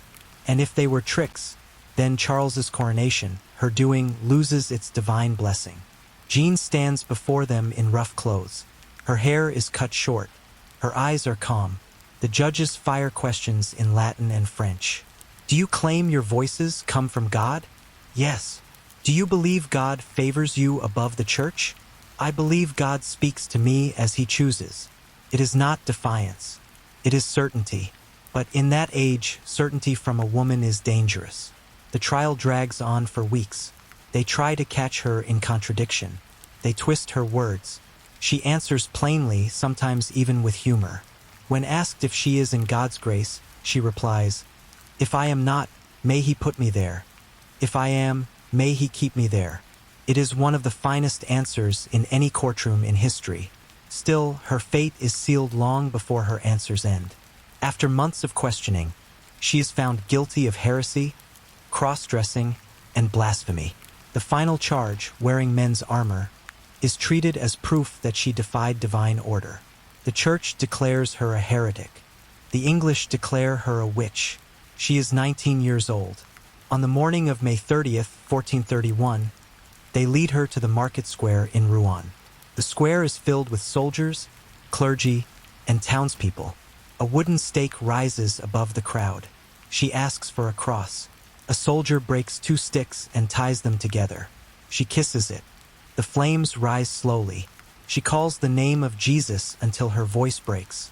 Witnesses say even her enemies wept. When the fire dies, the executioners rake through the ashes. They find her heart still unburned. Fearing relics, they burn it again and throw the ashes into the Seine. But the river does not keep secrets. Her story spreads faster than any army. French peasants whisper that they have seen her in dreams. Soldiers say her banner appears in battle smoke. A rumor begins that a woman dressed in armor was seen riding north after the execution. Within years, multiple impostors claim to be Jean returned. The English burn each rumor down, but the whispers never stop. You can almost feel the irony. The girl they tried to erase becomes impossible to forget. And 20 years later, when France finally drives out the English, King Charles, her king, orders a new investigation. The church reopens her case. This time, witnesses speak in her defense. The court declares her innocent. Nearly 5 centuries after her death, the Vatican declares her a saint. But sainthood is not the end of her story either, because some fragments suggest something stranger, that her body was not entirely destroyed. When the ashes were thrown into the Seine, a few pieces were secretly taken by bystanders. A bit of bone, a lock of hair, a charred rib. Centuries later, a relic labeled Joan of Arc's remains is found in a Parisian attic. Modern tests reveal it belongs to a young woman, burned, from the 15th century. Historians argue over it still, but perhaps that detail matters less than the truth behind it. You can imagine the world she left behind. The cold courtrooms, the gray skies, the empty fields. The empire she saved forgot her until it needed her again. The church that condemned her later canonized her. Her name became a prayer and a flag. Jeanne d'Arc, the peasant who heard voices, burned twice, once in fire, once in memory, and both times she survived. You imagine Rouen in the year 1456. The air smells of smoke and salt from the river. 25 years have passed since Jeanne d'Arc was burned in the market square. The city has changed hands. The English are gone. France, battered but breathing, is finally whole again. But her voice still echoes. She is gone, yet not gone. Her story refuses to settle. Every soldier who fought with her still remembers the sight of her banner. Every priest who condemned her now struggles with shame. The king she crowned, Charles VII, rules from the same throne she gave him, but he cannot escape her shadow. In the quiet hours of court, when the fires burn low, he dreams of her face through the smoke. A peasant girl who gave him a crown and received a pyre in return. Now the same church that condemned her wants to rewrite its past. The request for a retrial comes from an unlikely source, Jean's mother, Isabelle Romy. She is old now, poor and widowed, living in the same village where Jean once herded sheep. She writes a petition to the Pope, begging that her daughter's name be cleared. It reaches Rome, and to the surprise of many, Pope Calixtus III agrees. A papal commission is sent to France. They arrive in Rouen, where the ashes of Jean once drifted into the Seine. The judges gather again in the same city where she was condemned, though this time, their purpose is to undo what their predecessors did. The tone is different now. No more torches, no English guards, no political orders whispered behind curtains. The men speak softly, aware that they are not only judging history, but repairing it. Witnesses are summoned. Soldiers, priests, villagers, even those who saw her burn. Some are old, trembling as they speak. Others are still haunted. One soldier swears he saw her lips move after the flames reached her face, as if she were praying still. Another recalls that even the executioner begged for forgiveness.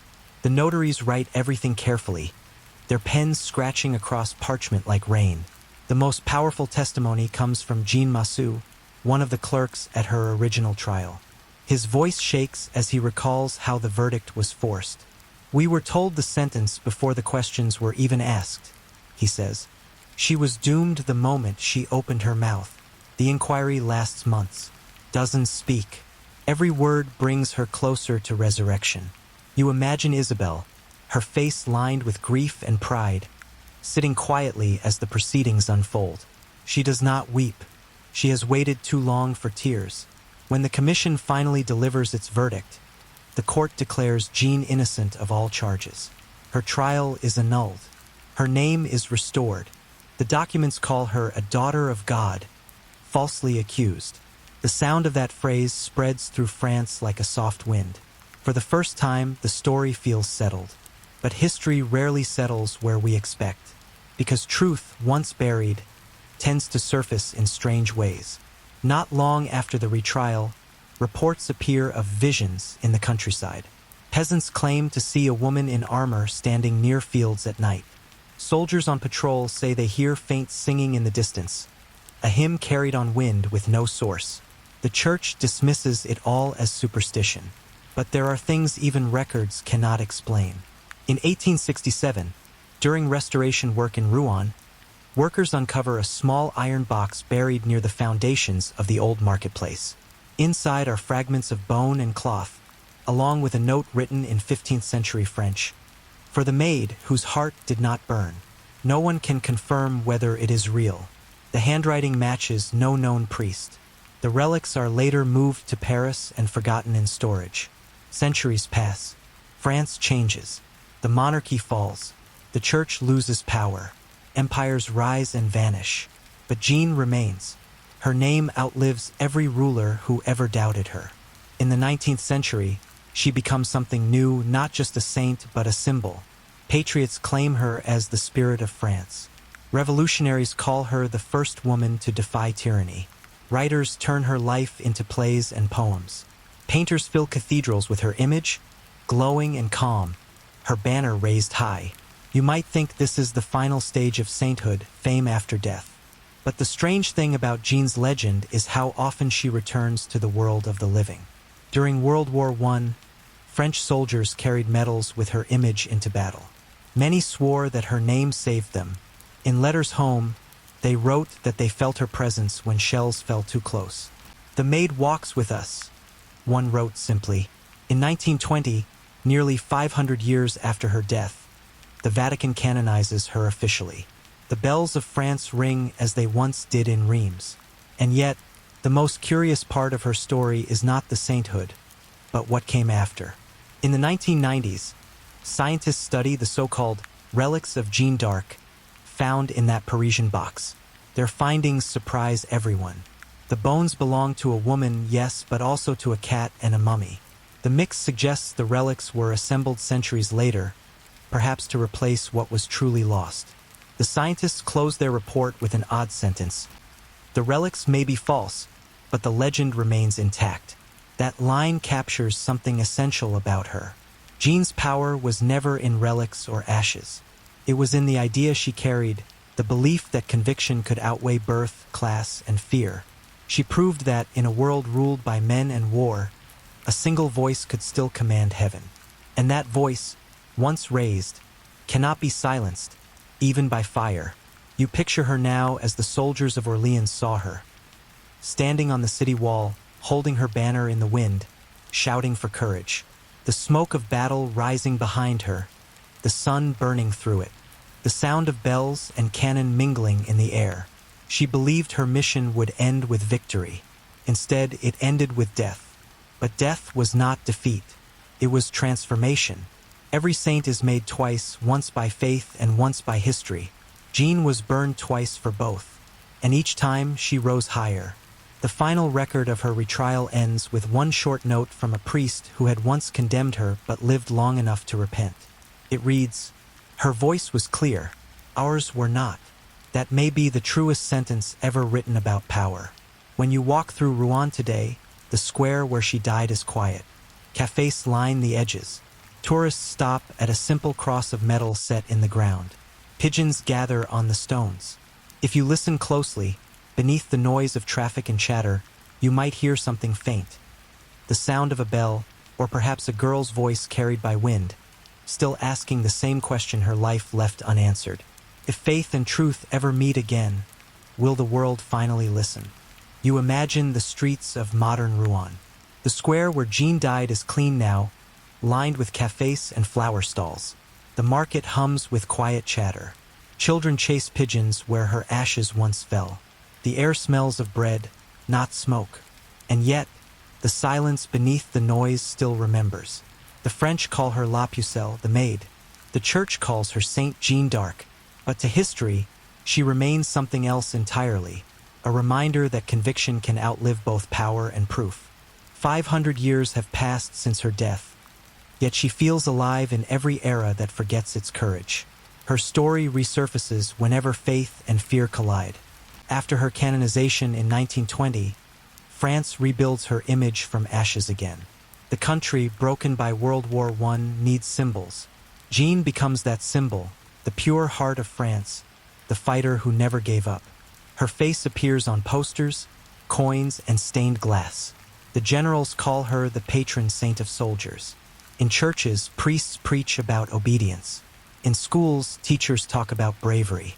But somewhere between the sermons and the textbooks, the truth of her story slips away. Jean's strength was not obedience. It was disobedience. She challenged armies, popes, kings, and customs. She refused silence when silence was safer. She stood before men of power and said she would answer only to God. That kind of faith does not fit neatly into statues and prayers. It burns too fiercely. You can trace that flame through centuries. In the 19th century, writers like Michelet and Schiller turned her into a heroine of freedom. In the 20th, feminists called her the first woman to defy both war and patriarchy. In the 21st, historians remind us she was neither rebel nor saint, but something stranger. A teenager who believed she could rewrite history with conviction alone. And she did. Jean's words from her trial still exist, preserved in parchment. Reading them today feels almost like hearing her voice through time. The Latin scribes meant to record her downfall. Instead, they immortalized her defiance. When they asked her if she feared death, she said, "Yes, but I fear sin more." When they demanded she renounce her voices, she said, "I would rather die than betray what I have heard." And when they accused her of pride, she answered, "If I am in God's grace, may He keep me there. If I am not, may He place me there." Those words have survived every empire that condemned her. They outlived her judges, her enemies, even the kings who betrayed her. Because words, once spoken with truth, become fire. Her second burning began not on a stake but in memory. For centuries, France tried to decide what she meant. Monarchists called her a defender of kings. Revolutionaries claimed her as a symbol of the people. During World War II, both the French resistance and the Vichy regime used her image, each convinced she stood with them. It is almost poetic. The woman who was killed for hearing voices now speaks for everyone, even those who never listen. But beneath all these retellings lies something simple, something human. Jean was a farm girl who believed she was chosen for something greater, and she refused to stop believing even when the world set her on fire. You imagine her in that prison cell again, the walls damp, the straw damp, the smell of smoke still clinging to her clothes. Her hands bound, her hair cropped, her face thin from fasting. She asks for a cross. The guards mock her. One, moved by pity, twists two sticks together and hands it to her. She kisses it once, quietly. There is no audience here, no soldiers cheering, no crowd jeering, just a young woman praying for courage in the dark. That is where sainthood begins, not in miracles, but in small, unrecorded acts of faith. When they lead her to the pyre, she asks for a priest. She asks him to hold the cross high so she can see it through the smoke. Her last word is Jesus. The executioner weeps. The crowd watches in silence. And then, centuries later, the same city builds a church over the same spot. The altar stands where the stake once stood. Sunlight filters through stained glass, showing her face calm and unafraid. If you step inside that church, you might notice something odd. The light always falls strongest on her eyes. The architects swear it was unplanned. But maybe some things arranged themselves. Outside, the wind carries the smell of the river. The Seine flows the same way it did when her ashes touched it. Somewhere downstream, those ashes settled in the mud, mixing with earth and time until they became invisible. But nothing truly disappears. In 2018, scientists studying sediment from the river near Rouen found microscopic traces of burned human bone dated to the 15th century. Too little to identify, too much to ignore. It is impossible to say if it is hers. But the idea lingers like her voice always does. You can imagine that river whispering to itself at night, carrying fragments of her story toward the sea. The fire turned her body to dust. The river carried it away, and the world turned that dust into legend. That is how sainthood works, not by divine light, but by persistence. And maybe that is the lesson her story leaves behind. Faith, stripped of power, still survives. Truth, denied by courts, still returns. A peasant girl can rise higher than kings if she refuses to stop believing that the impossible might be real. When the Vatican declared her a saint, the ceremony lasted hours. Bells rang across Paris. Banners waved. The Pope spoke of humility and sacrifice. But if Jean could have spoken that day, she might have said something simpler. Something like, "I told you so." Her story is not about miracles. It is about endurance. Because she was not chosen for her strength or her beauty or her wisdom. She was chosen because she believed the world could be different, and she never stopped trying to make it so. And though she was burned twice, first by men, then by memory, her ashes did what ashes always do. They settled into the soil. They fed the ground. They made something new grow.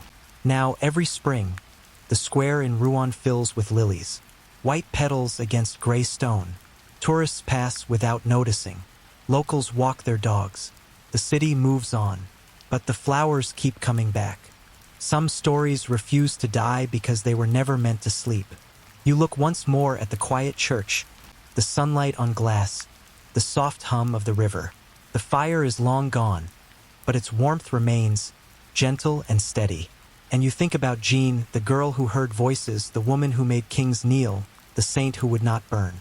Her story ends, as all great stories do, not with glory or sorrow, but with a question. If conviction can survive fire, what else might endure when everything else is gone? The monk who tried to rewrite time. You imagine England in the 12th century. The year is 1198. The monasteries are cold, gray, and filled with silence. Outside, the world is chaos. Lords fighting over borders, kings arguing with popes, peasants scraping a living from thin soil. But inside the monastery walls, time follows a different rhythm. Bells ring, monks pray, and the hours move as slowly as candle wax melting on stone. In the monastery of St. Albans, one monk begins to question that rhythm. His name is Brother Alfric. He is quiet, thin, and curious. His days are spent copying manuscripts and tending the mechanical water clock in the courtyard. The clock marks each hour with a bell, keeping the monks in order. To most, it is simply another tool of discipline. To Alfric, it is a mystery, because it does not always tell the truth. Some days the bell rings early, other days it lags behind. When clouds cover the sun, the clock slows. When the air grows dry, it speeds up. The abbot blames faulty weights. The younger monks blame demons. But Alfric begins to wonder if time itself can be wrong. He starts writing notes in the margins of his prayer books, questions that would get him punished if anyone saw. What if hours are not equal? What if God's day moves differently than man's? At night, after prayers, he sneaks into the courtyard and watches the moon. He marks its movement against the clock. He realizes the clock never matches the sky. The moon and the machine speak different languages, and so he decides to fix it. He dismantles the clock one winter morning when the others are asleep. The gears are rusted. The weights are uneven. The water basin leaks. He replaces the parts with whatever he can find: bronze scraps, lead coins, pieces of broken bells. He builds new cogs by hand, carving teeth so fine they slice his fingers. Weeks pass. His work becomes an obsession. He stops eating with the others. He forgets his duties. The abbot warns him that pride leads to sin. But Alfric insists he is not chasing pride. He is chasing truth. Finally, he finishes. The new clock is unlike anything England has seen. Instead of striking every fixed hour, it measures the length of daylight itself. Each day, the bell rings a little sooner or later depending on the season. The machine now mimics the sky. The abbot is furious. "You have made a pagan thing," he says. "You have replaced divine order with your own." But Alfric only bows. "No, Father. I have made time obey the heavens as God made them." At first, the clock seems harmless. It marks prayers more precisely than before. The monks begin to boast that St. Albans keeps holier hours than Rome. But soon, strange things happen. When winter comes, the bell slows until it hardly rings. Some nights, it stops altogether. The monks complain they no longer know when to pray. Alfric insists they must trust the machine. "The sun commands time, not bells," he says. But when the spring equinox arrives, the clock begins to speed up. The bell rings twice at once, then 3 times, then not at all. It begins to echo at random hours: noon, midnight, dawn. The monks grow afraid. Some whisper that the machine has become possessed. The abbot orders Alfric to destroy it. Instead, he studies it harder. He notices the gears move even when the weights rest. Something invisible pushes them, as though the clock has learned to move without human touch. He writes in his journal, "If time can move without men, then men no longer control it." That sentence will later be copied into other manuscripts, passed through generations of scholars who never learn his name. One night, lightning strikes the monastery. The roof burns, but the clock survives. When the monks gather the next morning, the water basin has gone dry, yet the gears still turn. No one can explain it. Alfric kneels before the machine. "It no longer needs me," he whispers. "It has found its own rhythm." The abbot calls this heresy and has him confined. His manuscripts are seized. The clock is dismantled, its parts buried beneath the cloister garden. Alfric dies in silence a year later. But the story does not end there. 2 centuries later, during renovations, the monks dig up the garden and find pieces of strange metal fused together by heat. When exposed to air, they begin to tick faintly, as if remembering. The new abbot orders them sealed again. He writes in his ledger, "We found the bones of time still restless." That line survives.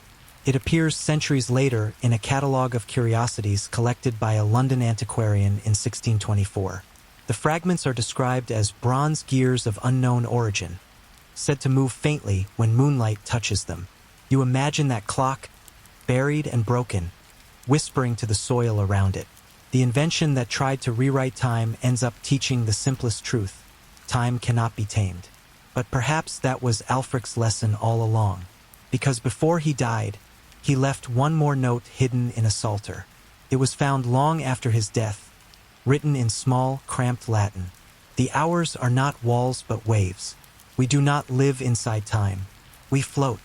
No one knows whether he meant it as faith or rebellion. Perhaps both. If you visit St. Albans today, the ruins still stand.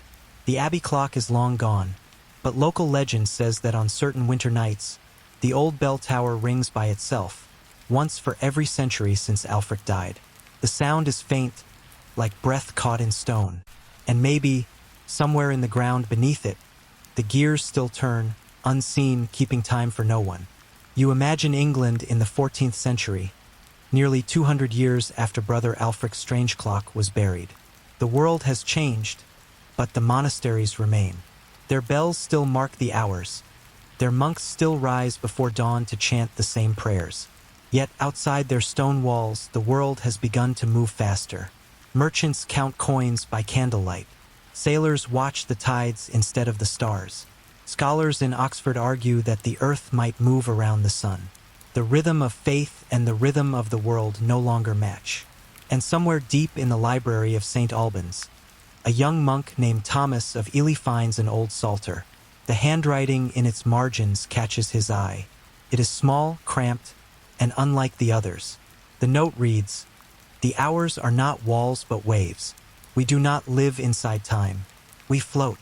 The words unsettle him. He asks the librarian who wrote them. The man shrugs. "Old nonsense from before the fire," he says. "Alfric's heresy, best ignored." But Thomas cannot ignore it. He copies the line into his own journal. He spends nights in the scriptorium reading about time, how the ancients divided days by shadows, how the Greeks measured months by the moon, how Augustine wrote that time exists only in the mind. He begins to wonder whether time can be rewritten, not by clockwork, but by words. So he starts his own project, a chronicle not of events but of hours. He calls it the Gospel of the Hours.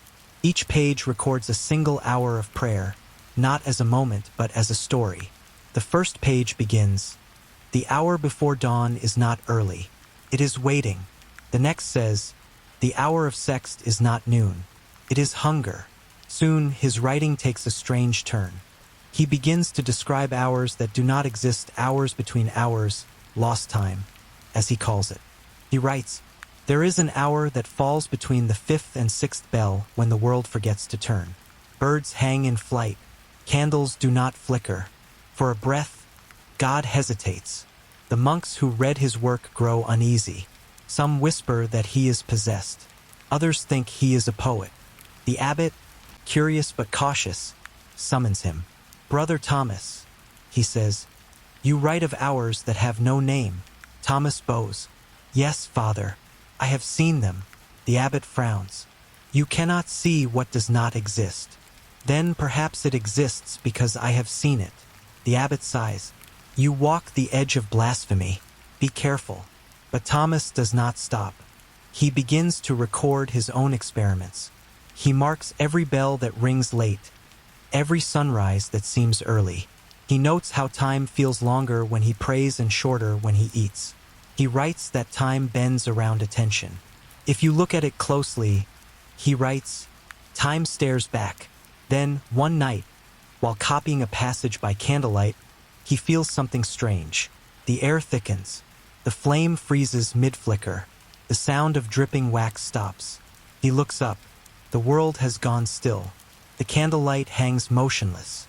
The air is warm, but unmoving. He can hear his own heartbeat echo like a drum. He realizes he is standing inside the lost hour, the gap between bells. He does not breathe. He simply watches. Outside the window, the moon remains frozen halfway across the sky. The stars do not move. The monastery's bells are silent. He feels both terrified and calm. Then, slowly, the wax begins to drip again.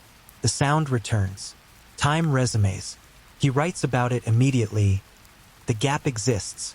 The world stops and begins again, but not all notice. I think Alfric's clock tried to follow this hour. It broke because it was right. When the abbot reads this, he orders the manuscript confiscated. Thomas is sent to another monastery in Lincolnshire for contemplation. But his writings survive. The Gospel of the Hours is copied by curious novices who hide the pages between psalms. Over the years, its words spread quietly. By the 17th century, Fragments reach philosophers who see in it the beginnings of something new: psychology, perception, the study of time as experience rather than measure. Alfred built the machine. Thomas built the language. Yet both sought the same thing: control over the uncontrollable. In 1752, when England finally adopts the Gregorian calendar, people riot because 11 days are erased. The government declares that time itself has changed. In some parishes, villagers stay awake for nights, watching the sky, convinced that lost hours will return as ghosts. Scholars later find Thomas's words copied into sermons about this change. "Time bends," he wrote, "and we pretend it does not." It becomes a quiet proverb among astronomers and priests alike. Even now, the remains of his book are preserved in Cambridge, listed as MS 417, the Gospel of the Hours. Few read it, fewer understand it. The Latin is simple, but the meaning shifts like water. One modern translator writes, "It reads like someone trying to talk to God about physics." Perhaps that is exactly what it was. If you visit the old cloister at St. Albans today, you can still stand under the arch where the first water clock once stood. The air there is always a little cooler. Sometimes, visitors say, the bells ring a second early, as if the place remembers what it once tried to measure. And if you stay long enough during the brief moment between matins and lauds, when the light is neither night nor morning, you might notice the stillness Alfred and Thomas both felt, the breath the world takes between seconds. In that pause, nothing moves, and you understand why they both tried to capture it. Because to touch the silence between moments is to stand, however briefly, outside time itself. You imagine England in the 17th century, long after Alfred's clock and Thomas's Gospel of the Hours have faded into dust. The world now runs by a new rhythm. Kings issue calendars. Merchants measure profit by minutes. Astronomers map the stars with brass instruments. Time, once a prayer, has become a tool. Yet even tools have ghosts. In 1635, a scholar named Edward Caro visits the ruins of St. Albans Abbey. He is a mathematician, trained in the new science of clocks and pendulums. But he has heard rumors of the monastery's past. A machine that ran without weights, and a monk who wrote of hours that do not exist. He comes looking for proof. The abbey is quiet, its stones damp with moss. Most of the old cloister lies buried. The church bells have not rung in years. The last monks fled during the Reformation. Only a caretaker remains, an old man who spends his days sweeping leaves. Caro pays him a few coins for permission to search. He spends hours digging near the garden where the clock was said to have been buried. By dusk, his spade hits metal. He kneels, brushing away the dirt. The fragments are heavy and cold. A wheel fused to another by heat. A rusted gear the size of his hand. When he lifts one piece, he hears it click faintly, though no spring moves it. He frowns, sets it aside, and continues digging until he finds a small bronze plate etched with faint Latin words. "Tempus non regit," said Regitor. Time does not rule, it is ruled. He takes the pieces home to London. That night, he places them on his workbench beside his pendulum clock. The city outside hums with life. Carriages clattering, bells tolling from St. Paul's, dogs barking in alleys. Inside, only the ticking of the pendulum marks the hours. He cleans the gears carefully, scraping off centuries of rust. Then he tries to fit them together. To his surprise, they align perfectly. The mechanism seems too intricate for the age it came from. No record of such engineering exists before the 15th century. He winds a small spring, and the gears move, not smoothly, but enough to startle him. The sound they make is faint, almost like whispering. He leans closer. Tick, pause, tick-tick, pause. Not the rhythm of a clock, but something uneven, alive. He notes the pattern and compares it to his pendulum. After several minutes, he realizes the two machines do not agree. The pendulum clock measures seconds evenly. The recovered mechanism drifts, sometimes slower, sometimes faster. Yet, when he checks his watch an hour later, both read the same time. It should be impossible. He writes in his journal, "The old device keeps not time by seconds, but by sense. It adjusts itself as if listening." Over the next weeks, he continues experimenting. He notices the device seems to react to his movements. When he sits still, it slows. When he walks, it quickens. When he prays, it stops entirely. He begins to dream of it. In one dream, he walks through the ruined abbey and hears bells ringing beneath the earth. Each toll is slower than the last, until finally they stop mid-sound, hanging in the air. When he wakes, his pendulum clock has stopped too. His students at Oxford laugh when he tells them, "You've been reading too many monkish fables," they say. Time is math, not magic. But Caro stops attending lectures. He stays home watching the mechanism. It becomes his obsession, as Alfric's clock once was. In his final journal entry, he writes, "Time does not move. We do. The machine shows it. Each man carries his own clock within his pulse. The rest is illusion." He dies that same year, found slumped over his desk. The machine beside him has gone silent. The coroner notes that his watch stopped at the same moment. The device vanishes after his death, likely sold with his other possessions. A century later, a clockmaker in Bristol claims to have bought a talking gearwork from an old estate. It is said to emit faint sounds like a heartbeat when left in the dark. Then it disappears again. By the time the Industrial Revolution arrives, the story of Alfric's clock has become a curiosity told in mechanical circles, a myth of the first self-moving timepiece. Historians dismiss it as fantasy, but every few decades, someone mentions finding parts of strange origin in antique shops, or hearing bells ring from the abbey ruins when no wind blows.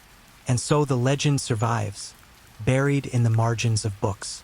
Modern engineers occasionally read about it and smile. They call it coincidence. They do not believe in clocks that feel. But if you visit the ruins of St. Albans on certain nights, just before dawn, you may notice something peculiar. The air grows still. The city lights flicker. And for a few seconds, the world feels slightly out of sync. Birds stop mid-flight. Cars seem to move slower. The hum of modern time falters. Then, faintly, from somewhere deep beneath the ground, comes the sound of one slow bell. Not loud, not long. Just a single note perfectly measured. No one knows why it rings or how. But some say it marks the lost hour, the one Alfric tried to measure, Thomas tried to describe, and Caro tried to understand. The hour that does not belong to the world, but to the silence between it. If you stand there when it happens, you feel it. A brief pause where everything holds its breath. And you realize that maybe the monks were right. Time was never something to be kept. It was something to be listened to. You step back, the sound fading, the world resuming its rhythm. The lights blink, the wind stirs, the traffic moves again. You check your watch and find that no time has passed at all. The bell has rung, and yet nothing changed. Or maybe everything did, because somewhere beneath your feet, deep in the earth where iron meets silence, something ancient still keeps count. Not of hours, but of how long humanity has tried to measure what cannot be measured. And every so often, when the world forgets to move, it reminds us. With one soft toll, the emperor's beekeepers, a lost bureaucracy of honey. You imagine ancient Rome not at its height of conquest, but in the quieter days of administration. The wars have slowed. The emperors now rule less by sword and more by parchment. The empire runs on taxes, ledgers, and the endless hum of bureaucracy. Among its strangest offices is one few remember, the Officium Mellis, the Bureau of Honey. Its task was simple: to collect, store, and regulate honey across the empire. But in a civilization that used honey for medicine, preservation, sacrifice, and diplomacy, that task was enormous. Honey was not just sweetness. It was a symbol of civilization itself. It began during the reign of Emperor Hadrian. He was a builder, a traveler, and a lover of order. He once said that a well-run empire should function like a hive, each man knowing his place, each duty serving all. So he created a department to embody that vision. At first, the Bureau of Honey had only 5 scribes. They worked from a small chamber in the Palatine complex, their shelves filled with clay jars sealed with wax. Each jar bore the name of a province: Hispania, Africa, Gallia, Syria, and the yield of honey recorded that year. But as the empire grew, so did the bees. Within decades, the Officium Mellis oversaw thousands of hives across the provinces. Apiaries near Alexandria produced honey so fine it was reserved for the imperial table. In Britannia, where the weather was cruel, soldiers kept hives near their forts to brew mead and make salves for wounds. In Asia Minor, the bees fed on poisonous flowers, creating honey so bitter that it was used to test for assassins' plots. Every drop mattered. Every jar was counted.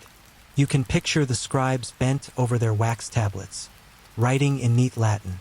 Provincia Cappadocia, Mel Florum Papaveris, 212 amphorae. Cappadocia, honey of the poppy flower, 212 amphorae. The empire moved by rhythm. The harvest of honey was as regulated as the harvest of grain. Each beekeeper paid a tax, part of which went to fund temples and rituals. When the emperor made offerings to Jupiter, the honey poured on the altar came from imperial hives. The Magister Mellis, or Master of Honey, was not a farmer but an accountant. He tracked hives like soldiers. He issued decrees about wax purity, export limits, and the royal bee mark stamped on jars sent to the palace. For a time it worked perfectly. Then came the decline. As the empire weakened, the roads that connected the hives began to crumble. Caravans carrying honey from Egypt to Rome were attacked by bandits. Bee colonies vanished in Gaul after harsh winters. And somewhere in the late 3rd century, during the chaos of civil wars, the Bureau of Honey quietly disappeared from the record. No historian mentions its end, yet traces survive. In 1897, archaeologists near Tivoli uncovered a marble tablet inscribed with the title Praefectus Mellis. It listed the names of several officials and their provinces. Beneath them, an odd line, Custodes Alarum Regis, keepers of the royal wings, puzzled scholars. Were these actual beekeepers or a metaphor for something else? One theory suggests the bureau had evolved into a secret courier network. Bees were symbols of obedience and order, but also of communication. Wax-sealed letters. Honey disguised poisons. The keepers of the wings may have been messengers trained to move unseen through the empire's chaos, carrying intelligence disguised as trade. Another theory claims the bureau turned mystical. In later centuries, monks in Byzantine manuscripts mention honey priests, who believed bees were fragments of divine breath. They taught that each hive mirrored heaven, with its queen as a living symbol of cosmic order. It is said they preserved ancient Roman bee codes, records of lunar cycles, migration routes, and medicinal recipes lost elsewhere. A fragment from a 10th century codex reads, "The bees serve not man but the sun. We harvest what is left when light retreats."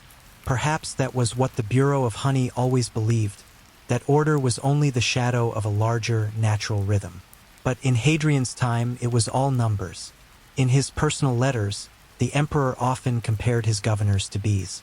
"I am their queen," he once wrote, "but they sting even me when I disturb the hive." He saw in their obedience a perfect metaphor for empire. Each worker invisible, each role essential.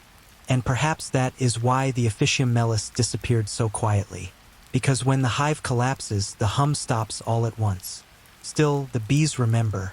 Modern historians have traced ancient hives in ruined Roman villas. In some, they found wax still sealed inside amphorae. The honey inside, thousands of years old, had not spoiled. When opened, it still smelled faintly of time.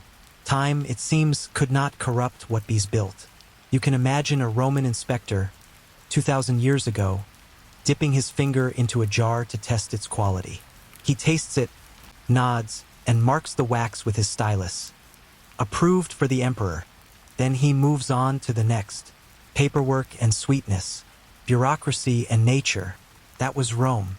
And when the empire fell, so did its bees. But sometimes, in southern Italy, farmers still find ancient hives carved into marble walls.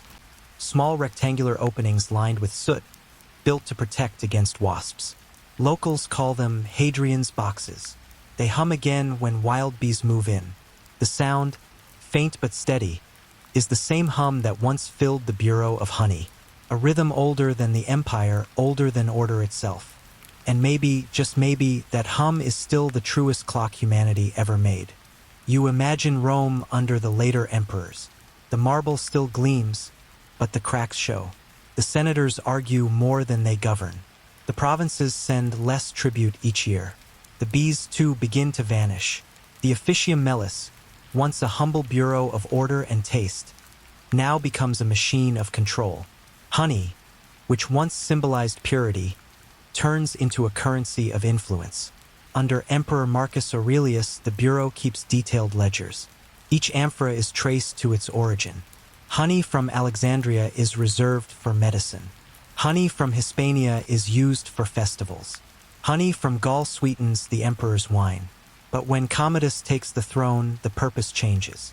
He is less philosopher, more performer. He keeps bees in his private gardens and calls them my loyal citizens.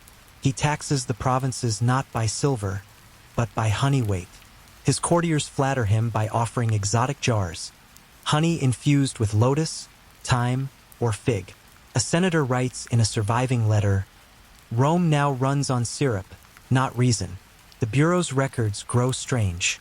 Alongside inventory tallies, marginal notes appear: hives missing, keeper exiled, shipment sealed for imperial use.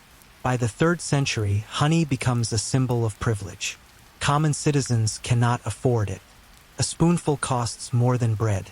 Apothecaries complain that their healing stocks have been seized for royal banquets. The master of honey, once a civil servant, becomes a minister of intrigue. His name is Quintus Varro, a man born from the provinces, clever and ruthless. He rises through the ranks not by honesty, but by survival. He understands that honey, like gold, can buy silence. He controls the imperial hives, the couriers who deliver honey to governors, and the secret stores hidden beneath the Palatine Hill.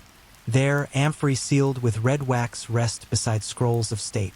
Some jars, it is said, contain mixtures used not for eating but for medicine or poison. The palace doctors whisper that the emperor's sweet syrups could heal or kill depending on how they were mixed. You can picture Varro in his chamber, standing before shelves that hum faintly. Bees live even inside the walls, feeding on spilled honey. He listens to them as if they are giving him advice. He writes, "Bees do not lie, men do." In his reports, he notes the behavior of hives in each province. When bees stop producing, he sends inspectors. If the inspectors do not return, he marks the province as unfit. Sometimes, the following year, that same region revolts. Later historians see a pattern. When the hives weakened, so did the empire. During a famine in 271 AD, Varro's ledgers show entire provinces with zero honey yield. The bees had fled or died. Roman poets of the time write of empty hives and silent orchards. The hum of Rome has stopped. One laments. Desperate, Varro orders a ritual revival. He gathers honey from every surviving province and pours it over the steps of the Senate, invoking the gods of growth. But no bees return. Soon after, he disappears. Some say he was executed for embezzlement. Others claim he locked himself in the imperial apiary and never came out. When soldiers broke down the door, they found the room empty, only bees swarming where his desk had been. His successor seals the bureau's archives and renames it Officium Naturae, the Office of Nature, shifting its duties to herbal medicine. The title Prefectus Mellis vanishes from official lists, but not from rumor.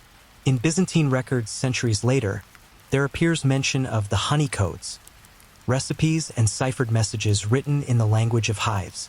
Each jar's label corresponded to a phrase. White lotus meant peace.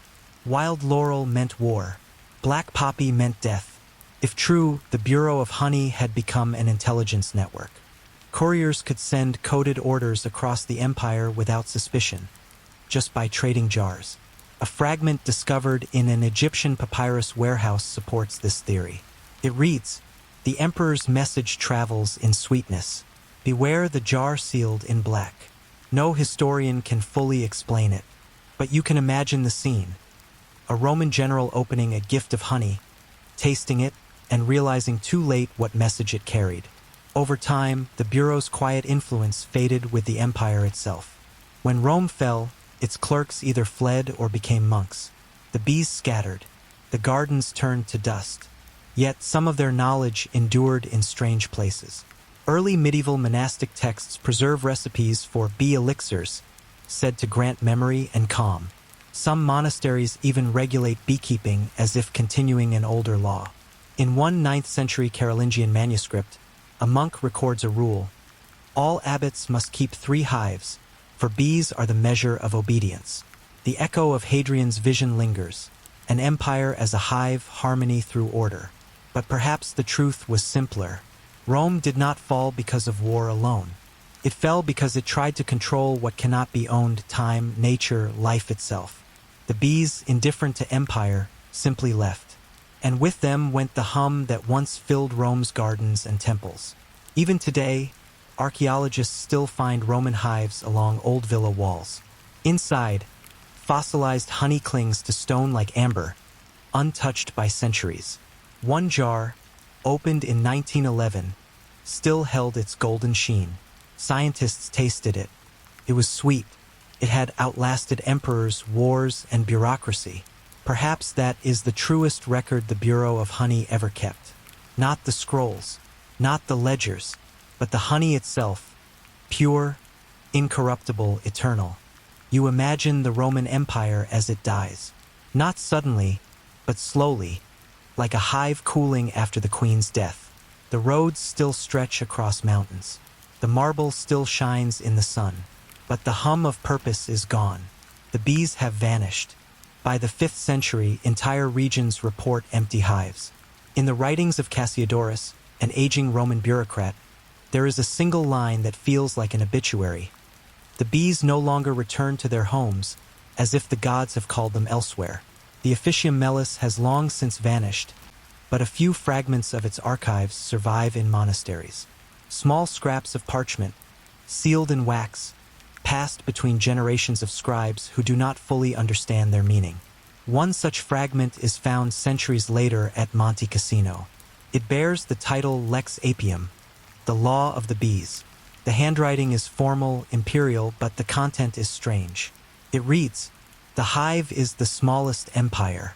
Within it, all creatures serve one mind. The bee who strays too far forgets the song. Therefore, the duty of the beekeeper is not to rule, but to remind." Scholars argue that this was no agricultural manual but a political philosophy. Perhaps the Bureau of Honey, in its final years, turned from managing hives to studying them, trying to find in the order of bees a cure for human chaos. But if that was their goal, they failed. When the empire fell, its hives fell with it. The bees of Rome, scattered by war and famine, found new homes in forests and wild fields. The imperial honey stores were looted or spoiled. Wax once used to seal scrolls now burned in peasants' lamps. Only one record hints that a few imperial beekeepers tried to preserve their order. In the 6th century, a Byzantine traveler named Leon of Antioch writes of visiting a remote valley in Epirus. There, he claims, he met a community of men who called themselves custodes mellis, keepers of the honey. They wore simple robes and tended hundreds of hives carved into the cliffside. They spoke little but chanted softly as they worked. Leon writes, "They spoke of the emperor not as a man but as a spirit that still breathes through the bees." He dismisses them as mystics, but modern historians suspect they may have been descendants of the Roman apiarii, the last servants of the bureau. Their rituals were practical but symbolic. When a queen bee died, they held a small funeral. When a hive swarmed, they read from old Roman edicts, calling it a census of the skies. They believed the empire's order had not vanished but transformed, its bureaucracy reborn in the hive. You can almost see them, sunlight glinting on honeycombs, Latin prayers fading into the hum of wings, and then silence. By the 9th century, the custodes mellis are gone. Their valley becomes a ruin, known only by a local name, Valle del Rugato, the Valley of the Hum. Travelers claim that in summer, the cliffs buzz faintly, though no bees live there. 1,000 years later, archaeologists rediscover the site. Inside a cave, they find clay tablets carved with honeycomb patterns and fragments of Latin inscriptions. One reads, "We kept what sweetness the world forgot." It is signed with a symbol 3 bees arranged in a circle. That same symbol appears later in unexpected places. Carved on the stone of old monasteries, painted in the margins of medieval herbals, stamped on the wax seals of forgotten guilds. Always three bees, always the same circle. No one knows who kept the symbol alive, but it travels quietly through time, like the bees themselves. In the Renaissance, natural philosophers begin studying insects again. They rediscover the order of the hive, the strange democracy of workers, the mystery of the queen. Leonardo da Vinci sketches bees in flight beside his notes on human anatomy. He writes, "The bee is the truest citizen." He could not have known that he was echoing Hadrian's own words from 1,000 years earlier. In that sense, the Officium Melis never truly died. It simply went underground, first into legend, then into instinct. Its vision of society as a hive, balanced and ordered, lingers in every modern bureaucracy, every system that hums with quiet repetition. The bees taught Rome something it could not forget, that power must flow, not freeze. When power hardens, the hive collapses. Even now, beekeepers in Italy still tell a story of the emperor's swarm. They say that once every few centuries, a wild swarm appears in an ancient grove.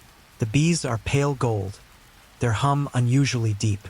They build no hive, take no queen, and disappear as quickly as they came. The locals say those are Hadrian's bees, returning to see whether humanity has remembered the lesson. Maybe it is just folklore, maybe not. But when you think about it, the metaphor still fits. The world hums with invisible systems, machines, governments, economies, all built on the same dream the Romans once had. That order can be managed, that sweetness can be controlled. And yet, the hum fades, returns, fades again, because control never lasts. Nature always continues its own rhythm. If you stand near a beehive today, you can feel that rhythm, the low vibration through wood and air, steady and alive. It is not a sound of chaos, but of agreement. Every bee moves with purpose, every wing in tune with the rest. It sounds almost like prayer. Perhaps the monks who became the last keepers of the honey understood this better than their emperors ever did. That the truest power lies not in ruling but in harmonizing. Not in command but in rhythm. In the end, the Bureau of Honey was not about sweetness at all. It was about survival.